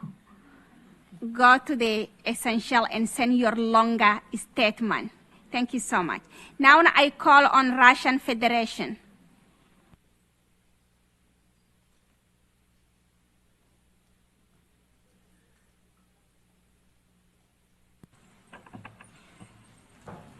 Уважаемая госпожа. Distinguished Chair, I'd like to speak about legal recognition in the context of its importance for the implementation of UNDRIP. The Russian Constitution enshrines the rights of its own indigenous peoples, and each of them are under 50,000 in number. They're more than 1/3 of the historic peoples living in Russia. This shows the high level of legal recognition of indigenous peoples of our state. However, we have encountered narratives about non-recognition of indigenous peoples of larger number. They have the status of peoples of Russia. Most of them are urbanized, and most of them have territorial autonomy. This is a basic form of self-determination that often is not accessible to small-numbered peoples with traditional lifestyles. The ability to maintain these peoples is under direct threat. And so an additional legal status helps to equalize their opportunities for development compared to other peoples without discrimination against other peoples. In addition, 4 years ago, we had an amendment to the Constitution of Russia, which enshrined and strengthened these guarantees. About 200 years ago, Russia adopted a unique set of laws on the governance of indigenous peoples, and this affirmed their civic and special rights. They are free of most taxes, army service, their lands are not taxed, they have rights to traditional beliefs, languages, governance systems, social and economic support, and their own legal systems.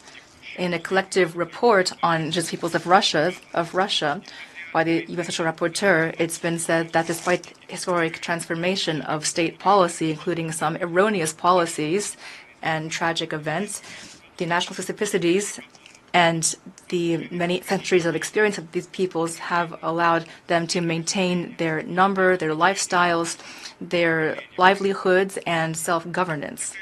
And this assessment demonstrates the importance of socio-cultural and historic context, as well as the specificities of our national laws and regulations. Unlike many regions, Russia has maintained its small-numbered peoples and their lifestyles.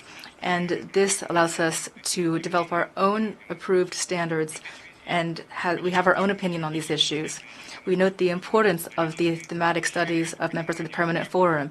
They ought to expand understanding of practices and form the basis for recognized standards. At the same time, we need to improve approaches toward their implementation, including ensuring impartiality, sufficient expertise, and verification of indigenous peoples. Otherwise, we won't be able to achieve all of these advantages and prevent the spread of negative stereotypes. Thank you for your statement. Now I call on the National Congress of American Indian.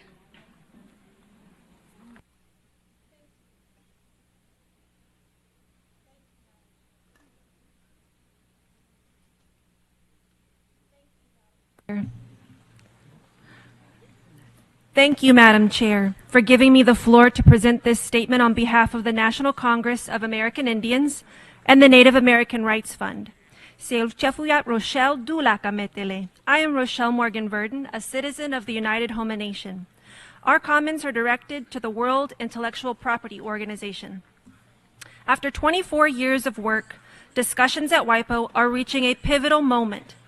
In just a few weeks, on May 13th, WIPO member states will enter final negotiations at a diplomatic conference to conclude an international legal instrument on genetic resources and associated traditional knowledge. The Forum has previously made recommendations to WIPO, and we urge it to do so again now. For hundreds of years, we have suffered from the exploitation of our traditional knowledge associated with plants and other genetic resources, and we want to make clear that our rights to culture, religion, land, economy, and health are at stake in the WIPO negotiations, with implications for the greening economy, as stated in recommendation paragraph 47 of the expert group meeting report. The proposed instrument is modest in scope. Key provisions reference the Declaration on the Rights of Indigenous Peoples and require disclosure of use of traditional knowledge from Indigenous peoples. We support these terms. A successful outcome to the diplomatic conference, in other words, a binding legal instrument not substantially weakened from the present draft, would be a positive step and could set a precedent for concluding other ongoing negotiations concerning traditional knowledge and traditional expressions. The instrument, if adopted, will help to create pathways for partnerships between industry and Indigenous peoples, supporting innovation, economic development, and benefit sharing. Along those lines, we welcome WIPO's new initiative on Indigenous peoples, traditional cultural expressions, and fashion, while also acknowledging that it does not replace the need for binding international law. Finally, we note that any instrument resulting from the WIPO diplomatic conference will only have legitimacy if developed with the full and effective participation of Indigenous peoples. We are pleased that WIPO approved funding for participation of 14 Indigenous representatives in the diplomatic conference, but meaningful participation must include Indigenous representation in all aspects of the conference, including committees and working groups. In conclusion, we urgently request the Forum to recommend that WIPO and its member states at the diplomatic conference adopt a legally binding instrument that meaningfully contributes to the protection of Indigenous peoples' genetic resources and associated traditional knowledge, and ensure Indigenous peoples' full and effective participation in the various conference committees and working groups. Thank you. Yakuke. Thank you for your statement. I now call on Canada. Madam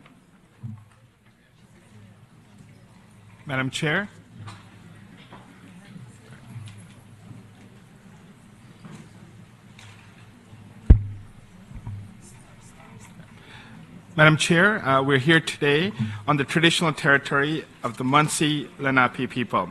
Je tiens à remercier le nombre. I thank the Indigenous peoples today who have come here to this permanent forum to share their various and diverse perspectives. So important to guide this work. Canada is an active partner in advancing self-determination for First Nations, Inuit, and Métis. The path to self-determination is grounded on the following: the Truth and Reconciliation Commission, a multi-year Indigenous-led effort to lay bare the truths of the residential school system, released its 94 calls to action in 2015. Canada adopted the UN Declaration on the Rights of Indigenous Peoples into law in 2021. Government committed to sustained efforts to close the gap on issues of health and other social determinants of health. New legislative framework on child welfare and water have been implemented. We now have a co-developed roadmap to self-determination and reconciliation. Now, I will be the first to say that we have so much work still to do. Decades of colonialism need to be undone, and that work will not happen overnight. It will require intergenerational efforts led by Indigenous peoples. An example of this work is the recent step towards realizing self-determination for Inuit in Nunavut earlier this year by signing the Devolution Agreement. It provides certainty of rights over land, protection of Inuit ways of life, and Inuit decision-making over the things that matter to them: lands, waters, resources, and economic, social, and cultural programs. This builds on the establishment of the Territory of Nunavut in 1999, where significant powers were devolved to Inuit majority territory. These types of arrangements, including modern treaties, of which we're close to concluding many this year, are foundational for nations to advance their priorities in their territories. Indigenous rights are intrinsically connected to their traditional territories and the environment. All across Canada, Indigenous communities are at the forefront of climate change. We have much to learn from Indigenous knowledge and stewardship. Canada is committed to climate partnership, including decision-making, governance, and jurisdiction grounded on the rights to pursue their priorities, such as the right to practice traditional economies. Canada has a lot more work to do to respond to the challenges that remain, including to better address the ongoing national crisis of missing and murdered Indigenous women, girls, and Two-Spirit and gender-diverse individuals. We're going to work together with our youth in order to build a better future, Madam Chair, and I look forward to the comments from. Thank you very much for your statement. Now I give the floor to the Indigenous Peoples Global Coordination Committee, Search Coalition. Dear Madam Chair, distinguished delegates, I am honored to stand before you today to announce a landmark event in the pursuit of justice, sustainability, and empowerment of Indigenous peoples around the world.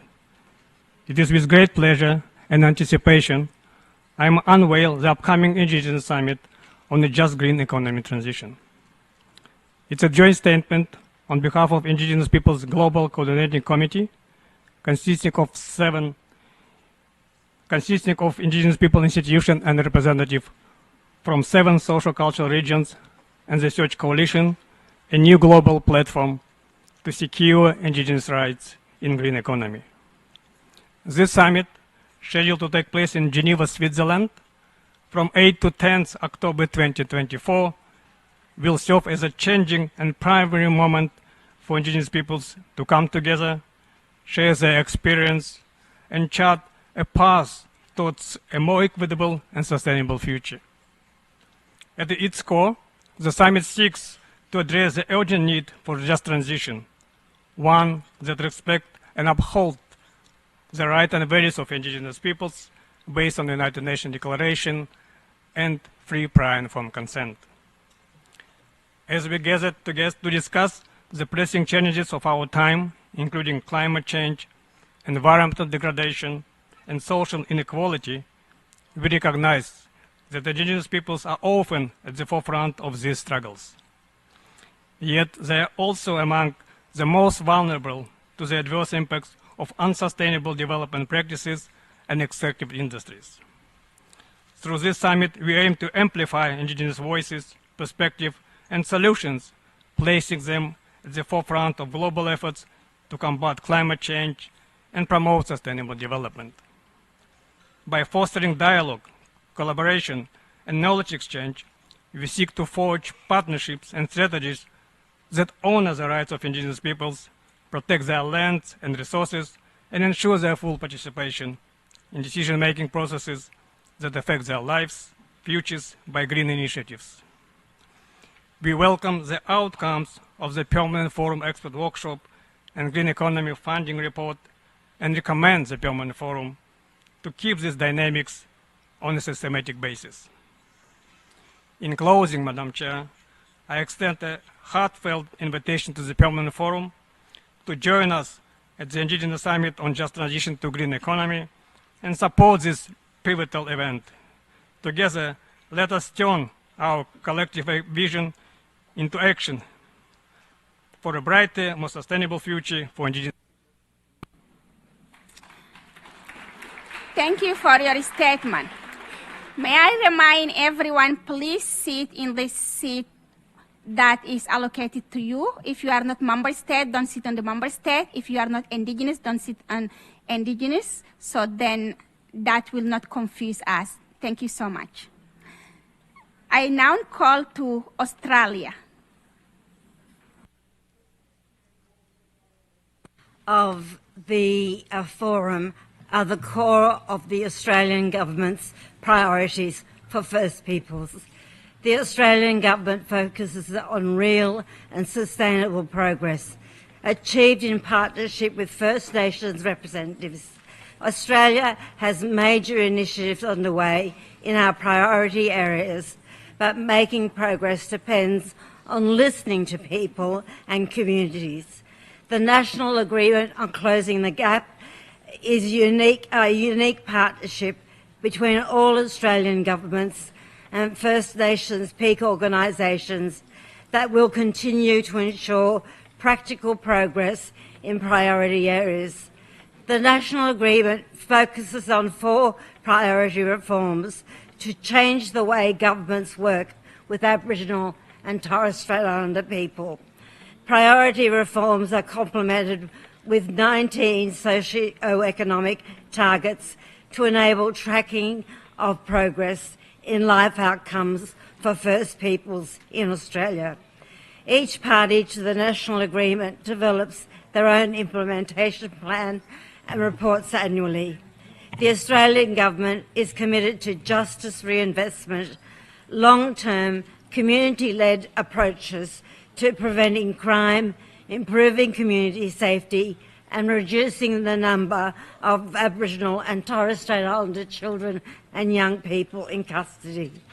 We are investing to Aboriginal community-controlled sector in the health area, including funding and recruitment for new First Nation health workers and purchases of much-needed equipment, particularly in the area of dialysis. We are working in partnership to escalate construction in remote housing in order to address the worst overcrowding in the country, and investing in social and affordable housing through the new $10 billion Housing Australia Future Fund. We are building real jobs for First Nations people through community organisations, including on-country learning through the expansion of the successful Indigenous Rangers program and the delivery of a new remote jobs and economic development program that will support remote communities to determine local projects and job priorities. Madam Speaker, the Australian Government recognises that we share the continent with the oldest continuing culture on this blue planet. Thank you. Thank you for your statement. Now I call on the New Zealand North East Organization.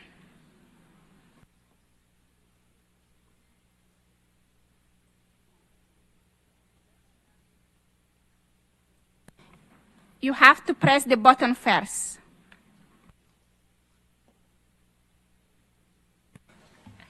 Tēnā koe, Madam Chair.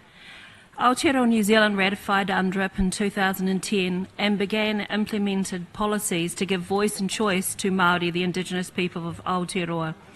In 2023, an election saw a new government that had declared war on the rights of Māori. They have developed legislation to challenge the rights to self-determination, set out in the nation's founding document, Te Treaty of Waitangi, and reflected in the Declaration. They are developing a new set of treaty policies and principles that remove any reference to Māori and have publicly challenged the status of Māori as Indigenous people. They have disparaged Māori language, have intimidated agencies to remove Māori language or diminish its use in names and government documents. They have disestablished Te Aka Whaiora, an agency set up to give Māori oversight of health services delivered to Māori. This agency was set up only 2 years after judicial review by the Waitangi Tribunal, which found that the health sector had failed to deliver effective care to implement Māori health for over 180 years. They have publicly attacked any Māori protests, particularly those led by wahine Māori, from academics to rugby teams. They have attacked and threatened to remove recent initiatives in schools that recognise mātauranga Māori and abandon a new history curriculum that finally actually teaches the history of colonisation. This government is reversing attempts to increase Māori health clinicians and reducing clinical measures to targets, while affordable, accessible and culturally appropriate care remains the barriers.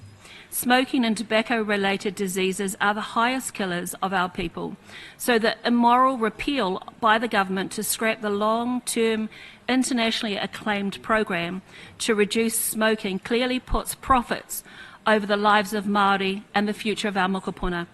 While being overrepresented in every negative social measure, the government has repealed or removed programs that were set up to increase Māori engagement and participation.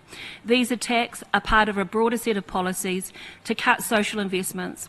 They've imposed costs to medicines, childcare and housing while reducing job and housing security.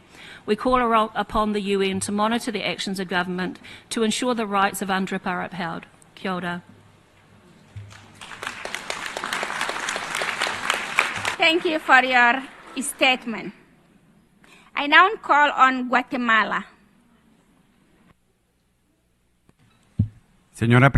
Madam Chair, it is an honour and a privilege to be here. As a representative of the state of Guatemala, we wish to express how delighted we are to see your appointment to steer the 23rd session of this crucial forum. We enormously value this opportunity to share with you our experiences and points of view. Since the enactment of the United Nations Declaration on the Rights of Indigenous Peoples, Guatemala has been implementing actions to bring about progress within the forum's 6 areas of work. Challenges do remain in terms of reaching all of these goals fully, but achievements have been made that can be underscored, and we've had achievements also with implementation. For example, we have the National Action Plan. Within the framework of the International Decade for Indigenous Language, we've created the Vice Ministry for Interculturalism within the Ministry for Culture and Sport. And we've also seen the enactment of Decree number 3/2024. In connection with the law that enshrined the National Day of Indigenous Languages. We're at a historic juncture in our country. We have a government ready to work closely with Indigenous peoples. Under the leadership of our constitutional president, Dr. Bernardo Arevalo de Leon, we've established a core government policy, an umbrella policy. It's not just a set of guidelines, but rather a clear roadmap which instructs public institutions and all municipal authorities in how to prioritize the implementation of initiatives which foster the development of Indigenous peoples and territories.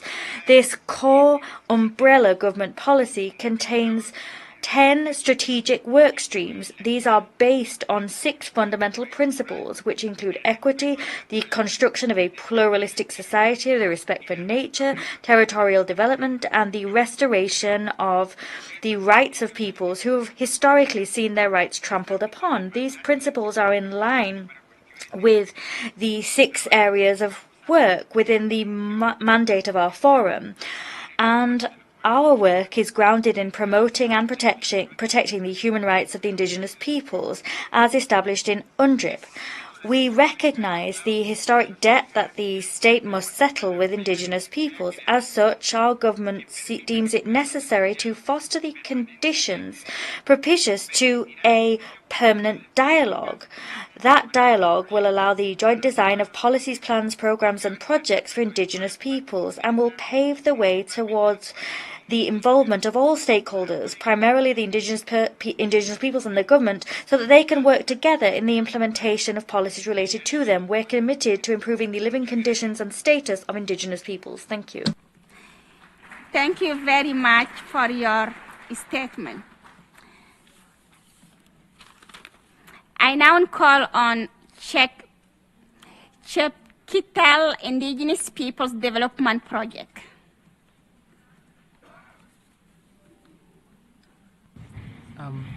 Thank you, Madam Chair, and congratulations on your election. We, the Ogiek community of Mount Elgon, present this statement to the Permanent Forum and the government to articulate the significant challenges that impede our progress and well-being. Our experiences reflect a broader narrative of discrimination we face in the allocation of resources, despite clear guidelines advocating for equitable sharing. Continues to suppress our economic and social development. Concurrently, the state of education within our community remains dire. Attempts to establish and register secondary education facilities are consistently thwarted by the government initiatives and red tape, leaving our youth underprepared for future. Furthermore, our health facilities are alarming, under-equipped and sparsely located. A reality exacerbated by inadequate road infrastructure that significantly endanger the lives of our community members, particularly expectant mothers and those in critical conditions. The lack of emergency medical transport and vast distances to medical centers often result in preventable deaths, underscoring a severe violation of our basic human rights and dignity. Therefore, we call upon the Permanent Forum to actively monitor the adherence of UNRIP in our region and advocate for our rights on international platforms, ensuring our voices are influential and effective. 2, we call upon the government to implement clear and transparent mechanisms for resource distribution that respect the rights of Indigenous peoples and ensure that the Ogiek community receive equitable share.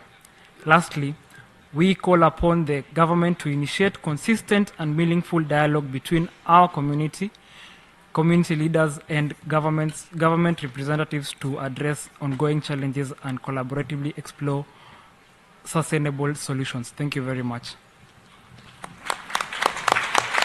I thank you for your statement. Now I give the floor to Ecuador.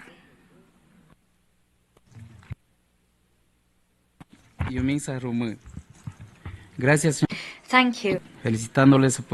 Thank you, Madam Chair. We congratulate you on your appointment. We wish to say the following. The Constitution of the Republic of Ecuador defines the state as an intercultural and plurinational one. It recognizes that community Indigenous communities, communes, nationalities and peoples are subjects of collective rights, and as such, the ethnic and cultural diversity and collective rights are enshrined in our constitution. Ecuador has 3 institutions devoted to promoting the socio-economic development of indigenous peoples and communities. This involves the management of public resources, private resources, and international cooperation in order to implement productive projects as well as community cultural training and social initiatives. In terms of education, we have our Directorate for Intercultural Bilingual Education. Its goal is to improve the quality of culturally and linguistically relevant education in order to develop skills and aptitudes that are cognitive, psychomotor and emotional skills and aptitudes of our young people and children. As part of the International Decade for Indigenous Languages 2022-2032, we created, by way of Executive Decree 705, an interinstitutional commission which declared that decade as a public policy priority. The Directorate for Education, Science, Technology and Innovation facilitates and promotes the integration of young people and adults into the education system through fellowships to increase the take-up of higher education among indigenous peoples. We also have the Organic Law on Health, which promotes respect for the knowledge, indigenous practices and knowledge regarding traditional medicine, particularly in relation to pregnancy, birth and postpartum. We have economic development that's also a priority. We have development policies to develop the people's economy. We're encouraging agricultural production initiatives as well as initiatives for livestock, crafts, fisheries, mining, industrial development and tourists. Moreover, we have a public policy involving the incorporation into the workplace of indigenous persons, Afro-Ecuadorians and people from the Montubio people. This is affirmative action which looks to integrate them into the labour market on an equal footing with everyone else. This all goes hand in hand with a broader development policy looking to eradicate poverty and properly distribute wealth so that we can promote buen vivir or sumak kwasai, good living at a national level. We'll always champion the well-being of our indigenous peoples. Gracias. Thank you. Muchas gracias. Thank you. Now I give the floor to Khmer Krom Federation.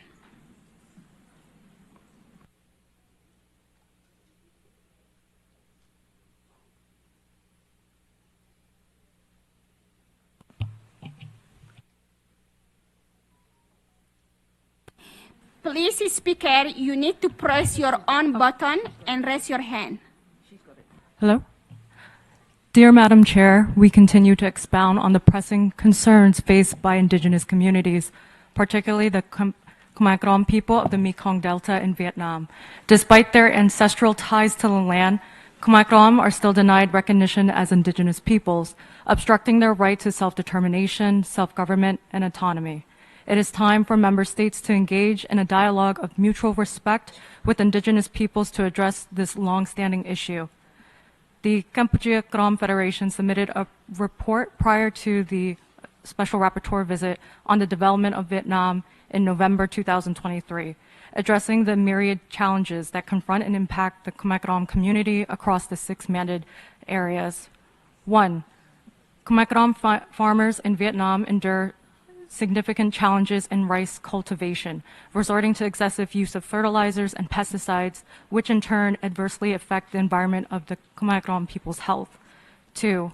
While Vietnam showcases its achievements in the SDGs during the voluntary national review sessions, the marginalized communities, including Khmer Krom, are not present in the decision-making process or monitoring of the SDGs, which overall raises the concerns about data accuracy and transparency. 3, access to higher education for Khmer Krom is limited. Graduates often need lofty connections to secure meaningful employment. The absence of opportunities for high-skilled jobs forces many Khmer Krom individuals into lower-paying employment, perpetuating cycles of poverty. Human rights activists within the Khmer Krom community face discrimination in the job market. The Khmer Krom activists, Mr. Tek Jung, Mr. To Wang Jung, Mr. Yang Ming Quang, and Mrs. Din Thi Huynh were sentenced 2 to 4 years imprisonment for alleged crime of, quote, abusing democratic freedom because they advocated for their community's indigenous rights, such as distributing the UN drip and organizing events to celebrate International Women's Day. The recent arrest and defrocking of Khmer Krom Buddhist monks on March 26 and March 28 under the charge of abusing democratic freedom, along with the demolition of sacred religious site on April 1st, 2024, underscore the religious oppression faced by Khmer Krom community. These egregious actions not only violate their right to religious freedom, but erode their cultural heritage and identity. In essence, we urge member states to prioritize the protection and promotion of rights of indigenous peoples, including the Khmer Krom community, in their development agendas. Only through inclusive and participatory approaches can we achieve sustainable development and uphold the dignity and well-being of all indigenous peoples. Thank you for your statement. I now give the floor to Venezuela, Bolivarian Republic of.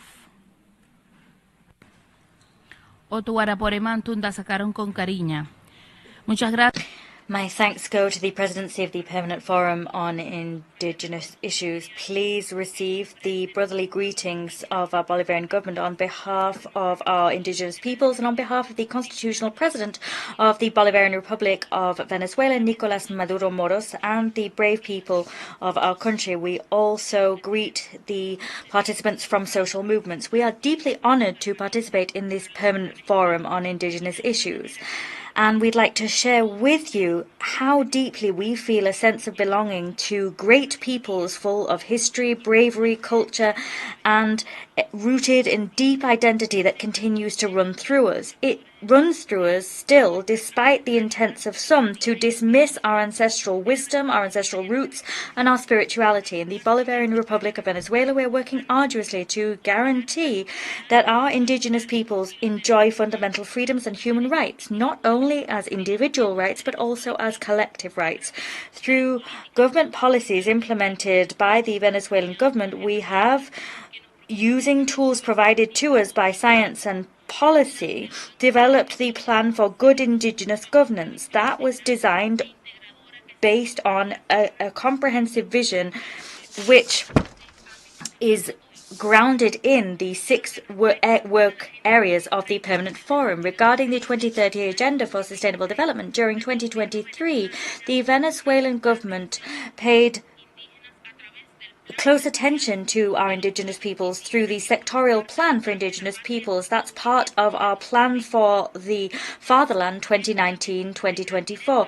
We also have macro projects aiming to particularly focus on indigenous communities that are particularly vulnerable. We also have special approach plans targeting indigenous peoples living across our national territory. Some of the most relevant experiences and initiatives that we should point out are our socialist mission headquarters located across the Venezuelan territory. They're vital to eradicate poverty, and that contributes to socio-economic development as well as to environmental protection, education, health, and human rights for our indigenous peoples. We are developing an alternative model of living in Venezuela that takes up the core tenets of the buen vivir or good living ideal, and all of that means understanding the importance of respecting a balance between ourselves and nature.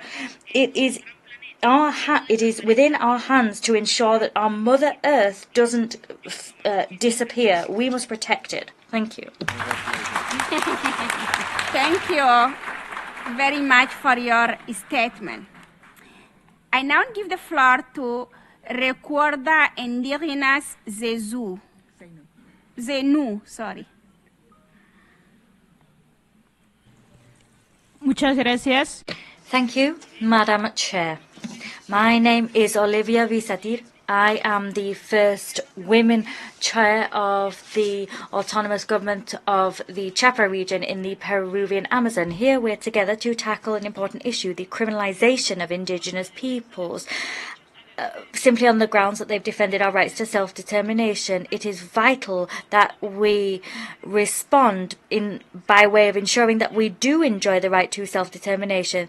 And that concept goes beyond mere political independence. For too long, we've lived under a yoke that is a mandate imposed from above, dictated by colonial states that have ignored our opinions and have stripped us of our lands and our resources under an oppressive system.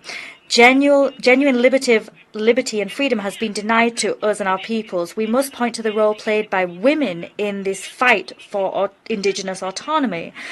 We're tackling colonialism and patriarchy, which gave rise to all of those policies. Women are the victims of many forms of violence and discrimination within the domestic sphere and within social movements. They are victims of violence perpetrated by the state and extractivist corporations that exploit our bodies and Mother Earth. Achieving indigenous governance at a territorial level and decolonizing our territories in such a way that we enjoy self-determination means that we must dismantle mandates imposed by colonial enterprises, states and extractivist projects. We must instead live on the basis of our cosmovision. That's a challenge, but is the only path towards a future in which our rights are respected and in which our lands are protected. Consequently, we call for solidarity. We call upon the Permanent Forum to energetically speak out against the criminalization of indigenous peoples, as well as the threat and killing of our indigenous rights defenders as they seek to defend Mother Earth. It's time to put an end to violence and oppression of those that defend our territories and our rights. At this critical juncture, we are committed to continue fighting together for a genuine future of freedom, one in which autonomous governance are a reality for all of our peoples, because Mother Earth and future generations need us to do that. Thank you. Muchas gracias. Now I give the floor to Guyana. Thank you, Madam Chair, and congratulations to your election. Guyana sees the work on the 6 mandated areas which guide the work of this forum through the lens of inclusive development. As such, we have implemented comprehensive policies in full transparency and consultation with indigenous peoples.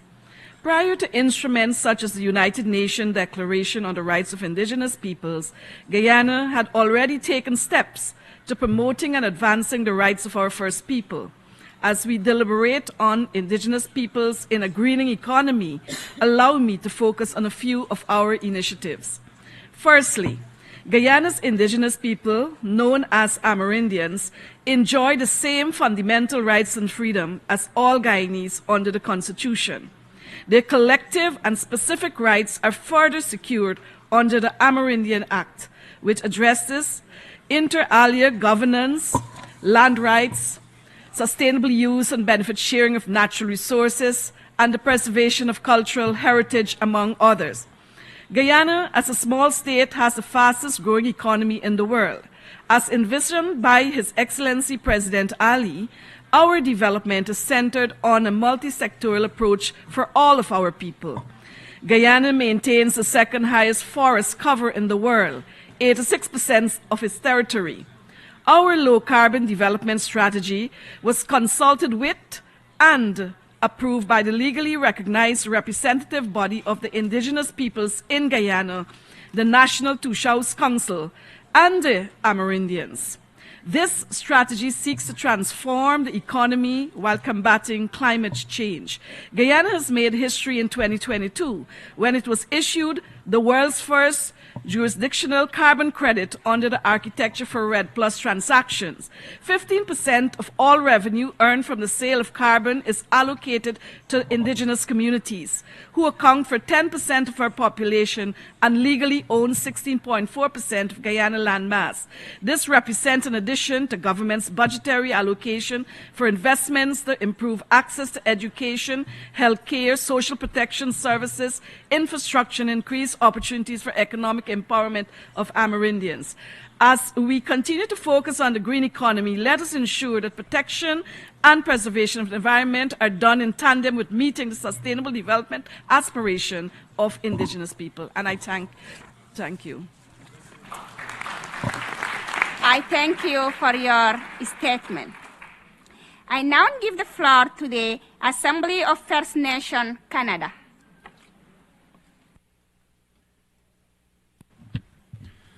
Deneza, Tsekuza, Skyza. First of all, I want to acknowledge the Territorial Lapine people and pay my respects. Thank you, Madam Chair. My name is Terry Tiji. I'm the Vice National Chief of the Assembly of First Nations in Canada. I also want to thank everybody that's gathered here today to listen to our experience here in Canada and elsewhere. Today I'm here to state how the United Nations can better support Indigenous peoples and First Nations. Looking at the 6 key areas of this forum: economic and social development, culture, environment, education, health, and human rights, it is clear to me that First Nations have been left behind, forgotten, neglected, and indeed pushed behind. In Canada, First Nations rank on the lowest of every possible social development indicator. First Nations are overrepresented in negative health issues like chronic diseases like diabetes, highest rates of COVID-19 and infections and in deaths, overrepresented in substance abuse, overrepresented in incarceration, overrepresented in violence against women, overrepresented in the lack of education, overrepresented in unemployment, overrepresented in suicide and drug-related deaths. Reflecting on these challenges and thinking about the theme of the permanent forum this year, I ask you all, what world are we building for the youth to call home? First Nations are the fastest growing and youngest demographic in Canada. We are not building the legacy of a sustainable future. Canada is committed to closing the infrastructure gap in First Nations communities by 2030. Despite commitments made, 80% of First Nations housing needs have not been met. With only 6 years until 2030, it is clear that Canada is falling short of the deadline. First Nations deserve to be healthy, protected, and given every opportunity to flourish. These are fundamental human rights and we all should enjoy. We must provide safe, sustainable, and adequate housing for First Nations communities, and safety is paramount. If we want to see sustainable development goals succeed by 2030, Canada and nation states must step up. We need more to do more in partnership. Canada's version of the Declaration of the Rights of Indigenous Peoples is just the beginning. We need real action, direct investments, and collaboration right now. The only actions we are seeing is chronic underinvestment and neglect. I call on this forum to create a partnership to ensure a safe and prosperous future for all in harmony with nature and each other. We need to be united to face the climate crisis, and I thank you all for this deliberation today. Mwasai Cho. Thank you for your statement. I now give the floor to plurinational state of Bolivia.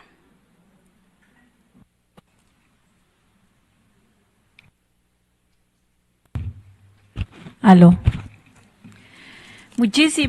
Many thanks indeed to all who are participating today in such a crucial event. We greet all of our brothers and sisters from the Indigenous peoples throughout the world. It is an honor for me to participate in this event. Here we're gathering together to think about using our knowledge and our experience and our ways of life. We're looking to think about our situation.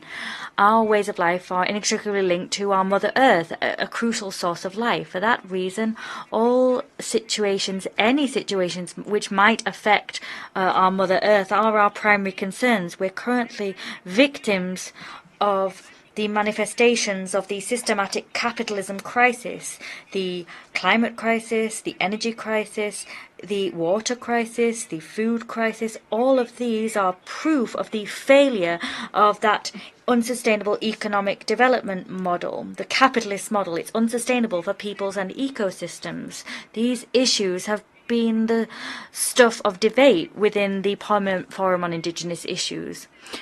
Within these discussions, we have indicated that climate change compels us to change the dominant model of development as soon as possible. We must do this not only for the well-being of indigenous peoples, but also for the well-being of humankind as a whole and the planet itself. The very survival of our indigenous peoples, our native peoples, depends primarily on the integrity and survival of our ecosystems. Consequently, our communities who are suffering the harshest effects of climate change must be protected. Our sisters, indigenous women, are the most vulnerable and those most greatly and directly affected by environmental damage. This phenomenon and this situation is linked to traditional roles because indigenous women are those responsible for sowing the earth, collecting water, providing fuel, caring for families. Indigenous women and our survival is linked to resources available and the survival of the environment. Brothers and sisters, a great deal has been said about traditions and the appeal for a green economy. We should point out that these processes are in line with the agendas of developed countries and need to be structurally transformed. Bringing about that structural transformation means that we need a lot of investment in technology if we want to benefit from the changes we need. Microphone has been cut off. Edmund.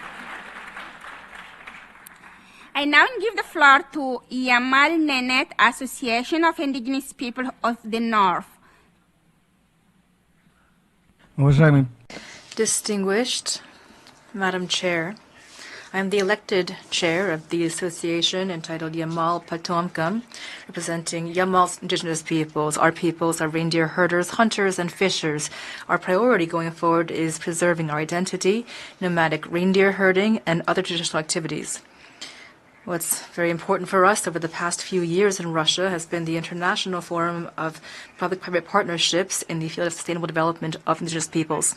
We thank the former chair of the Permanent Forum, Dario Jose Mejia Montalvo, for his participation and important contribution to the forum's work. One of the forum's conclusions is the importance of establishing standards of cooperation between indigenous peoples and businesses, taking into account national specificities. The partnership between business and states in the interests of indigenous peoples can take various forms, but what's important is the direct involvement of legitimate representatives of indigenous peoples in making decisions. And we also welcome when our representatives are elected to regional parliaments, to local governance bodies, and are appointed as officials to authority bodies. In Yamal, the head of the relevant department and his staff, as well as the chair of the regional parliament, are all indigenous persons. The outcome of the forum on PPPs in various aspects is aligned with the conclusions of the study by former Permanent Forum member Alexei Tsikharev with regard to free, prior informed consent in the context of indigenous peoples. This work follows the practice of our sociocultural region, and we see it as a practical tool for improving dialogue with businesses and developing corporate policy. Another important document for us is the analysis produced by the Seminar on Mobile Indigenous Peoples. The seminar took place in the city of Salahard last month, and its outcomes and recommendations are something we recommend that the Permanent Forum examine as our contribution to the work of this UN mechanism in this session. This outcome document reflects a number of aspects of the Permanent Forum's mandate. You can find this document at the entrance to this room. According to the outcome document of Salahard, Russian law guarantees access to land and biological resources and has developed various levels of protection to safeguard land and the environment from industrial activity. At the same time, There needs to be new efforts to craft standards and procedures for consultations, for agreements, and for assessing impact on sustainable development of Indigenous peoples. For a number of aspects, our conclusions coincide with those of the expert group meeting of the Permanent Forum on Indigenous Peoples and a Greening Economy. In conclusion, we recommend the Permanent Forum conduct a study on the role of PPPs in facilitating sustainable development of Indigenous peoples. Thank you for your attention. Thank you for your statement. I call on Paraguay.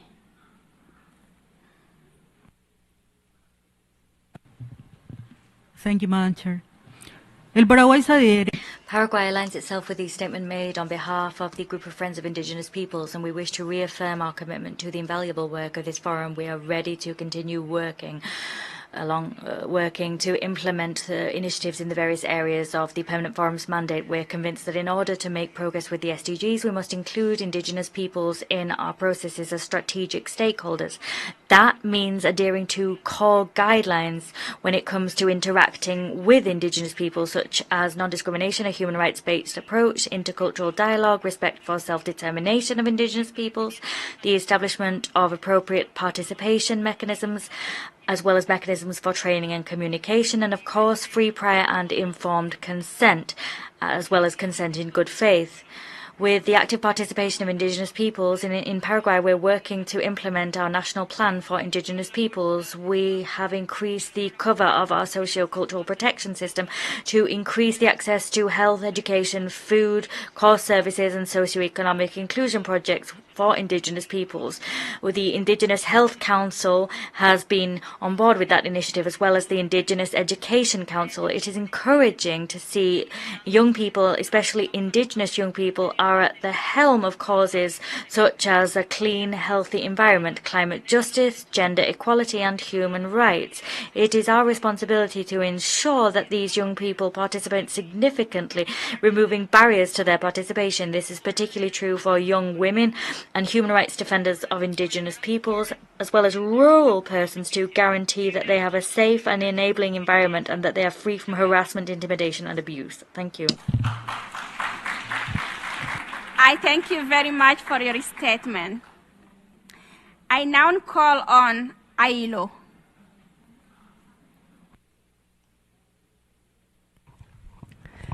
Dear Chairperson, member of the Forum, distinguished delegates, today we stand at a pivotal moment in our collective efforts to combat climate change and transition towards a more sustainable future. In this crucial endeavor, Indigenous peoples have a vital role to play. There are over 476 million Indigenous and tribal peoples living across all regions of the world. They have contributed the least to climate change, but are most affected by its impacts because of their existing socio-economic vulnerabilities, where they live, and their dependence on nature. However, as key agents of change, Indigenous and tribal peoples care for an estimated 80% of the world's remaining biodiversity and play a fundamental role in taking forward the transition to a low-carbon economy. As economic actors, Indigenous and tribal peoples are leveraging their traditional knowledge, skills and occupations for generating green jobs and Indigenous peoples-led green enterprises, while promoting sustainable natural resources use and management. Indigenous entrepreneurship represents a promising pathway towards greening the economy. From sustainable agriculture and agroforestry to ecotourism and renewable energy initiatives, Indigenous entrepreneurs are pioneering innovative solutions that prioritize environmental sustainability while promoting economic prosperity within their communities. Harnessing their potential, as well as fostering partnership and mutually beneficial collaborations between Indigenous-led enterprises and other businesses, is therefore not only a matter of environmental stewardship, but also a pathway towards building a more equitable and sustainable future for all.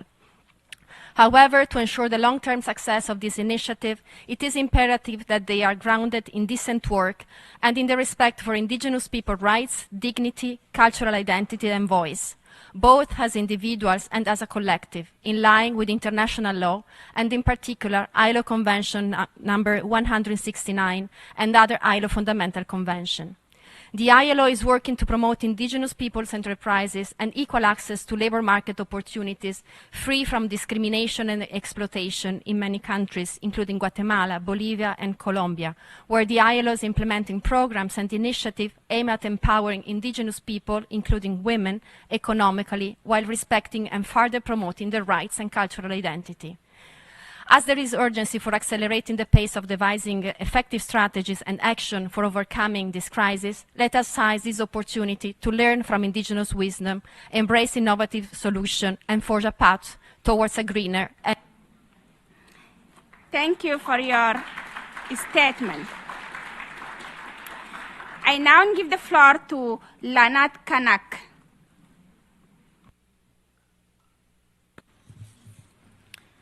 Je vous remercie, Madame la Présidente. Thank you, Madam Chair, distinguished members and experts. Good afternoon. My name is Yvette Gugny from Autonomy Association of New Caledonia, President of the Association Cries and Tears of Women. I have great gratitude and appreciation for the UN Voluntary Trust Fund for Indigenous Peoples, without which I would not have been able to come here to represent the voice of our women in the struggle of our population to defend our right to self-determination. And I would not have been able to come to the U.S. at all. Today, my country, New Caledonia, is experiencing major unrest, political unrest. And there were major events that took place in 1994. We have antagonistic parties that are skirmishing in the streets, claiming liberty and independence.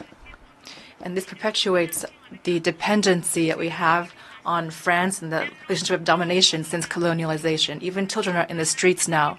The population is a victim, has long been victim of the violation by France of their fundamental rights and continues to suffer humiliation, racism, and injustice. France, however, has ratified the UN Declaration on the Rights of Indigenous Peoples on September 13, 2007, but to protect its interests in the Asia-Pacific is opposed to the international community and is flouting its signature of that declaration, trampling on our rights and the processes of decolonialization which it had begun in order to promote peace. Under Articles 3, 4, and 8 of Resolution 61-295 of 2007, and the principles laid out, Resolution 35-118 of the UN of 1980, I recommend that New Caledonia re-examine the situation of my country in the context of the main theme of this 23rd session of the Permanent Forum. I recommend the strict observation of principles to guarantee the respect for democratic processes of self-determination in New Caledonia. And I also call for solidarity from the international community, as well as its support in the fight of our people for self-determination. In closing, Madam Chair, I would like to draw on the experience and influence of this permanent forum on Indigenous peoples in order to put pressure on France to... The speaker was cut off. Merci beaucoup, Madame, pour votre intervention. Thank you very much for that intervention. Maintenant, je donne la parole. I now give the floor to Honduras.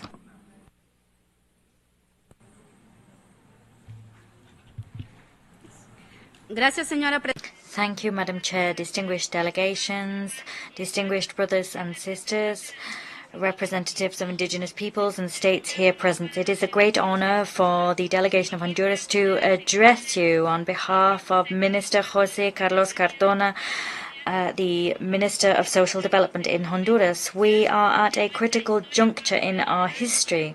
Under the leadership of Xiomara Castro, the first female president in the history of Honduras, she has expressed her commitment to the human rights and well-being of indigenous peoples. guaranteeing those rights and well-being remains a challenge due to historic, structural and systematic racism which continues to hamper the development of our peoples. In Honduras, more than 17% of the population is considered indigenous and or Afro-descendant. 12% of those people are young people and 76% of them are in rural areas. Honduras brings to you a message of hope, progress and renewed commitment to the areas of the 6 areas of the mandate of this forum to strengthen the relationship between the state and Honduras Indigenous and Afro-descendant peoples. We've established the National Organization for Indigenous and Afro-Honduran People. This organization is responsible for developing public policies with a technical and collaboration-based approach. Here we've made the following step forward. In terms of socioeconomic development, our government is working to develop and implement public policies designed to improve the quality of life of indigenous peoples, guaranteeing their participation in the economy through access to credits and sustainable agriculture and its development. We've made progress also with the respect and protection of the environment. These are fundamental pillars of life for our indigenous peoples, and because they have been the custodians of our natural resources for centuries, our government has promoted the creation of a guide for good practice in community relations in relation with projects for renewable energy in areas inhabited by indigenous and Afro-descendant persons. That is supporting the preservation of our ecosystems. Where education is concerned, we are implementing textbooks and other materials which include the knowledge and languages of indigenous peoples, guaranteeing quality, relevant education to our young indigenous persons to strengthen their intercultural and linguistic capacities, as well as those of teachers and the educational community. We have Felix Vasquez Solidarity Fellowships to promote and protect the rights of indigenous peoples and Garifuno peoples, and those grants directly benefit young people in those communities. Health is a fundamental pillar. There needs to be culturally appropriate healthcare in our public healthcare system, and we're ensuring that is in place in line with our state policy on health and ethnicity. The microphone is being cut off. For your statement. Now I give the floor to the WFP. Thank you, Chair, and greetings from the World Food Programme.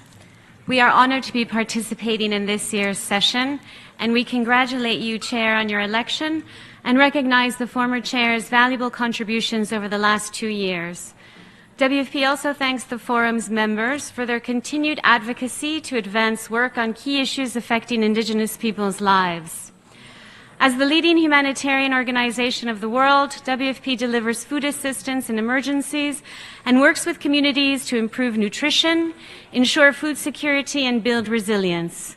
To reach its goals, WFP's work is informed by ongoing evidence generation, which draws attention to good practices as well as areas where more engagement is needed to make sure no one is left behind. Embedded in these efforts is a people-centered approach to ensure everyone can meaningfully participate in our programs with full respect for their dignity, well-being, and priorities. Indigenous peoples are at particular risk of being left behind due to a complex set of factors, ranging from structural inequality and discrimination to displacement, encroachment on lands, conflict, and violence. Therefore, WFP's Indigenous Peoples portfolio works towards ensuring that WFP's assistance reaches Indigenous peoples and addresses their diverse needs, priorities, and experiences.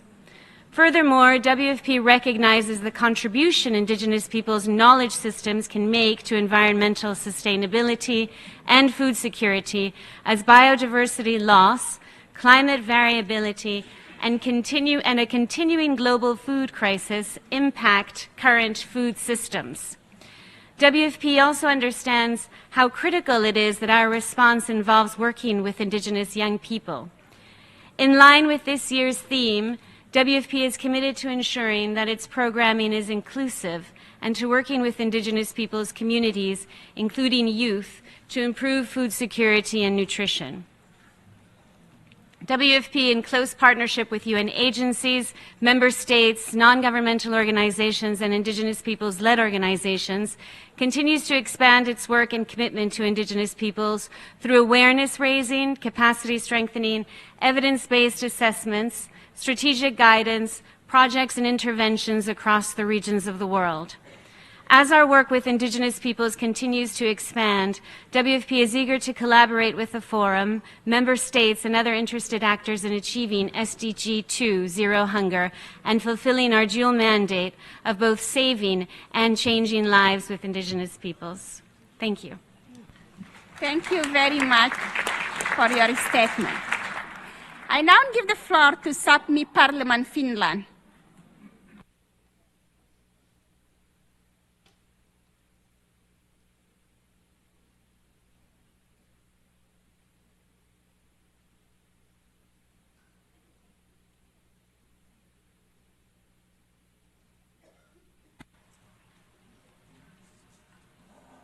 Madam Chair, I'm speaking in my capacity as the President of the Sami Parliament in Finland. I think that many in this room, perhaps each and every one of us, would agree that forcing an Indigenous people into assimilation is wrong, especially in this day and age. However, this is unfortunately exactly what is happening in Finland. We Sami are being forced into assimilation into the majority population. We are forced to include outsiders as electors in the Sami Parliament in Finland, a representative body that is supposed to be for and by the Sami. A couple of weeks ago, we received devastating news. Finland's Supreme Administrative Court ordered 65 persons, outsiders from our people's point of view, to be included in the electoral roll of the Sami Parliament in Finland. These are persons that our Sami Parliament bodies do not recognize as Sami and who do not fulfill the criteria for the right to vote. On account of these 65 outsiders not having been able to vote and run in our 23 election, the court also ordered a repeat Sami Parliament election this June. The view of the Sami Parliament in Finland is clear. These decisions constitute, again, a violation of the right to self-determination of the Sami in Finland and a violation of human rights. I say again because this is not the first time this has happened. Luckily, the world is watching. UN treaty bodies stated in 2019 and 22 that on the matter of the electoral roll of the Sami Parliament, Finland violates international human rights conventions, namely the International Covenant on Civil and Political Rights and the International Convention on the Elimination of All Forms of Racial Discrimination. UN treaty bodies have obliged Finland to review the Sami Parliament Act in a manner that respects Sami self-determination. As a result, we have negotiated new proposal of the Sami Parliament Act with 2 consecutive governments headed by Prime Ministers Sanna Marin and Petteri Orpo. Mr. Petteri Orpo's government unanimously passed the bill to the Parliament. We urge the Finnish Parliament to finalize the amendment of the Sami Parliament Act as soon as possible. In our view, the recent court decisions rather increase the pressure to amend the Sami Parliament Act rather than dragging one's feet with it. Finland must prevent similar human rights violations regarding the Sami Parliament electoral roll in the future. We Sami do not want to be assimilated in the majority population. We owe it to the Sami people and all the indigenous peoples in the world to continue defending our right to self-determination as an indigenous people. Thank you for your attention. Thank you very much for your statement. I now give the floor to Indonesia. Madam Chair, our delegation congratulates you on your election and all the members of the Bureau of the 23rd sessions of UNPFII. My delegation also welcomes all the brothers and sisters of indigenous people communities here in the UN. Our planet is irreplaceable and it takes the whole village to protect and preserve the environment. We should leave no one behind, including the participations of indigenous people as well as other ethnic communities such as our masyarakat hukum adat communities. Indonesia government has taken steps to protect and empower adat communities through several initiatives, including legal and environmental. Central to this effort is the recognition and protections of the rights of adat communities over their land. This includes supporting the formal registration of land rights, which is crucial to safeguarding their territory and promoting sustainable development. Additionally, Indonesia has implemented the dedicated grant mechanism, which provides funding to enhance Adat communities' role in climate action projects like REDD+ activities. Not only this approach ensures equitable sharing of benefit from carbon credits, it also empowers Adat communities in environmental conservation and management. These initiatives are supported by the World Bank, which also provides analytical and advisory services to help implement a robust regulatory framework for Adat land rights. The engagement of Adat communities is essential for biodiversity conservation and the management of ecosystem, leveraging their traditional knowledge for environmental sustainability. Through this, Indonesia intends to exemplify such best practices by integrating the rights and knowledge of Adat communities into national policies and global environmental efforts. These efforts also highlights the government commitment to enhance the role of Adat communities in a greening economy, ensuring their active participations and benefit for sustainable development and conservation programs. Madam Chair, Indonesia's resolve to advance indigenous people as well as Adat communities' rights embodies our collective duty to protect the earth, ensuring no voice in our environmental dialogues remains unheard. I thank you. I thank you very much for your statement. I give the floor to Crimean Tatar. Chairman, brothers and sisters, I express my gratitude to the member countries for supporting Ukraine against Russia's war crimes for the sanctions, thanks to which Russia has less missiles to attack Ukraine. For 240 years, for indigenous people of Crimea have been persecuted and demolished. Cultural heritage, language, culture, toponyms have been destroyed. Through Russia's military aggression against Ukraine, the UN Declaration of the Rights of Indigenous Peoples, the UN Framework Convention of Climate Change are systematically violated, and their sustainable development goals cannot be implemented.